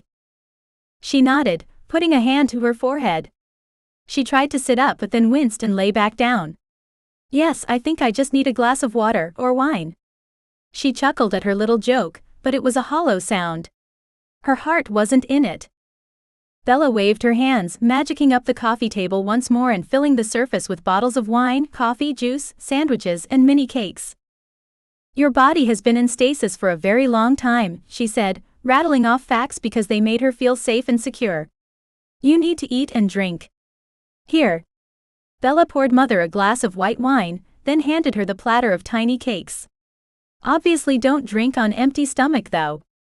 That wouldn't be good. Mother smiled and took a small lemon pie in one hand, and the glass of wine in the other. You're right, Bella, thank you, she said. It amazes me how much you know, how quickly you learn. Mother took a sip of wine, then coughed and coughed and coughed. That wasn't right. I didn't remember my mother ever being much of a drinker, but this wasn't how even light drinkers reacted to a mere sip. I walked over and sat on the other side of her, whacking her on the back. I wasn't sure if that would help any, but it gave me something to do. Bella had her facts, I needed action. Are you okay? I asked. Stupid question, considering the answer was obvious. But I needed to hear her answer. She nodded, then had another sip. Yes, as Bella said, this body hasn't done anything close to normal in so long. We all sat on the sofas, encouraging Mom to drink and eat, and just recovering in the aftermath of watching our father get arrested. When Mother started to sway with exhaustion, we walked her upstairs and put her to bed in the bedroom our father had slept in last night. I can't believe it worked, Mother said, putting her head on the pillow. You all figured it out. I swept her hair back off her face. Why didn't you tell us this was your plan? She closed her eyes and huffed out a laugh. I wasn't sure it would work. I wasn't sure your father would even want me after all these years. So many things I didn't know. But better to be prepared just in case. She drifted off to sleep and I reached out for Bella's hand where she stood next to me, tears in her eyes. I wanted to assure her that everything was okay, but I couldn't find the words. I hoped holding my hand would be enough. "Good night, Mother." We all crept out and shut the door, and I could have just collapsed onto the carpet outside her room, I was so exhausted. But I couldn't indulge myself just yet. There was still more to do, and I needed my own form of sustenance. I glanced over at my sisters. "I need a drink. You two want to join me?" "I will," Bella said, lifting her hand. "I'm in too," Ava agreed through a sigh, probably just as tired as I was, and together we trotted down the staircase and into the kitchen. I glanced at the clock on the wall. It was barely 2 o'clock in the afternoon. "What does everyone want?" I asked, my eyes shifting slowly between the selections Bella had magicked up. I blinked my eyes, which were already heavy, threatening to stay closed. Bella flicked her wrist and magicked up a pink cocktail. "Cosmo for me," she said, immediately bringing the glass to her lips. "Tequila sunrise for me," Ava said, creating her own drink as well. I sighed. What did I need? "I think I'll go with a double shot of caffeine and alcohol." And I proceeded to whip myself up an espresso martini. I lifted my drink into the air, hearing the boys chatting softly in the room beside us. "To the Melfi sisters," I toasted. "Long may we survive all attempts on our life." My sisters giggled, we clinked our glasses together, then drank. We sculled that first cocktail, then the next, and then another. By the time the boys came in to check on us, we were hanging off the bar stools mimicking Mother and telling jokes like we used to. "Are you three all right?" Tavlor asked in his too proper accent. I burst out laughing. "Oh yes. We're just fine," I answered in a snobby tone. "We just can't seem to hold on to our parents. One minute we have our mother and no father. The next, Mother is gone and we have a dad. Then we try to get both, and within minutes of getting Mom back, Dad's gone again. Maybe we're just destined to be without one of our parents." "Don't say that," Bella said, slamming her glass down onto the counter. "That's not how it's meant to be." I giggled, then hiccuped. "I need another drink." Harry put his arm around me, and I practically melted into it. "Why don't we go sit on the couch for a while instead?" he suggested, giving my waist a gentle squeeze. "Would you like me to contact your cousin?" I stared up at him, blinking again. It was getting so difficult to open my eyes after the blink, so easy to just let them linger closed longer than necessary. "Clarissa?" I asked, just to make sure I understood to whom he was referring. He nodded. "Yeah. Would that help?" he asked. My chest tightened, and I realized that I did need someone to talk to. It was strange how well he knew me, even better than I knew myself. "Yes, please." "But how?" "Leave it to me," he said, grabbing my hand, lifting it to his mouth, then kissing my fingers in an act as old as time. My heart fluttered just as it always did. I wondered if I would ever get used to his touch, his lips on my skin. "You just stay upright and I'll be back soon." Harry turned towards the door and disappeared, literally. I heard the front door open and close, and couldn't help but smile. "He's very handy." "He's wonderful," Bella said softly. "You seem to really like him, Bella." I conjured up another drink, a large glass of water this time, and took a big gulp. It was super cold and way too plain after all the sweet cocktails, but I drank it nonetheless. I do. Despite everything that happened way back when, I trust him now. Tavlor came over and with a flick of his wrist, created an array of food in front of us. Salads and meat, bread and dips. "You should. Harry is a good man." The fact that he trusted the council, trusted his parents. Well, we've all done that and been wrong. I watched Ava take a piece of bread and fill it with meat and dip and salads. That looked like fun. I copied her, then took a bit of the garlicky lamb and groaned. "This is awesome." Ava laughed. "Yeah, I agree." We all had a late lunch, then when we were done, Tavlor cleaned up with another wave of his hand. The front door opened again and my name rang out. "Courtney." I jumped up off my stool. "Clarissa." I ran for the front door, throwing myself into my cousin's arms. She caught me and held me tightly against her. My eyes welled with tears. I was still so tired, but there was something else there, something that needed to burst. What's happened? Tell me. The door shut and locked with a loud click. Harry reappeared, and that's when I finally broke down. Chapter 18. I wasn't sure how long I cried. It felt like an hour had passed, but at the same time, it felt like seconds. My eyes strained with the volume of tears, and my throat prickled because of how hard I cried. Carissa said nothing. Instead, she held me tightly in her arms, occasionally rubbing my back, murmuring words of comfort and encouragement. Slowly, my tears began to stop flowing. I cleared my throat twice, trying to get myself under control, which was easier to do now that I wasn't crying as hard. Without warning, Carissa flicked her wrist, and suddenly there was a cart of tea in front of us. It was only when she was absolutely certain that I was calmer than before did she make my tea, exactly how I liked it. When she finished, she handed me the cup. I put the teacup to my lips and took a sip. This one is nicer than normal. Clarissa grinned as she poured my sisters a cup as well. It's just a simple relaxation blend. Nothing too powerful. I'd missed Clarissa, and her every attempt to make me feel better. Thank you for coming, cousin. Of course, she said, then grinned. I wasn't sure why I was coming, and to be honest, I didn't want to at first. I don't leave the family realm, as you know. But when Harry told me you'd brought your mother back from her stasis, I just had to meet her. I cocked my head at her and pretended I was outraged. You mean the fact that I desperately needed you wasn't enough? Clarissa rolled her eyes, since she knew me well enough to know that I was joking. Well, Harry didn't say you desperately needed me. I slid my gaze to Harry, who put his hands up and backed away. My bad. I laughed and sighed. I don't know what we're going to do, Clarissa. Well, you need to go to the council, find out when they're holding your dad's trial, and fight to get him out. From what Harry told me, none of you have broken any rules. I know, but... There was a loud knock at the door, and I glanced around the room. Tavlor got to his feet, and Christian was staring towards the door as though he had X-ray vision.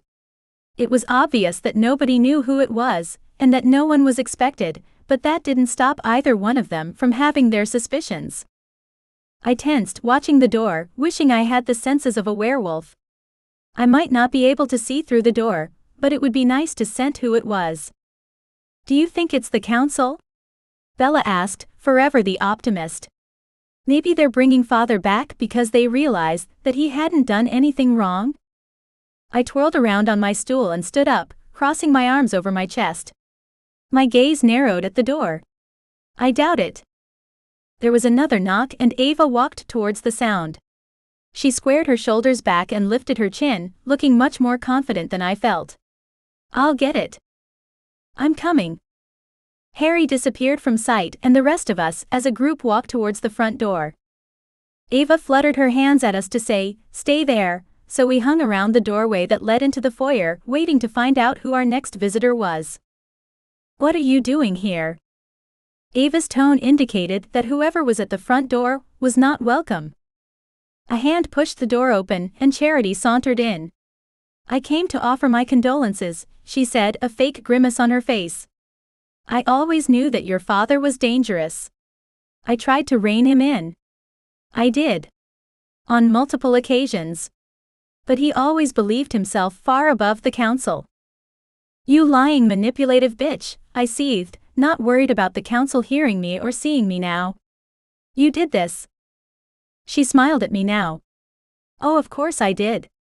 I've been plotting your father's downfall since the moment I found out he had a bastard child. She turned around and indicated to Ava. But who would have known that your mother would have been so clever as to produce not one heir for the High Warlock, but 3? She spun in a circle, her arms wide open and her face split with a maniacal grin. But now you're all going down, and I couldn't be happier. Charity. What are you doing here, in my home? Mother's voice had us all turning towards the staircase, where our matriarch was descending the stairs slowly. Her right hand was on the railing and her left hand held her skirt. She'd put on a glorious dress of violet and blue that accentuated her eyes and her tiny waist. She was nothing short of regal. Ava leaned over towards me and pressed my jaw up, closing it. I hadn't realized it had dropped in the first place. Charity's smile faltered, her throat working as she gulped. Genevieve.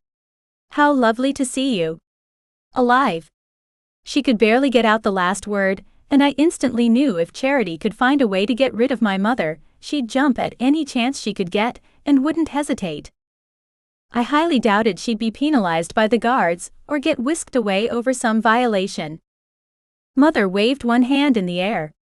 Oh, I was never really dead, just suspended. Lost.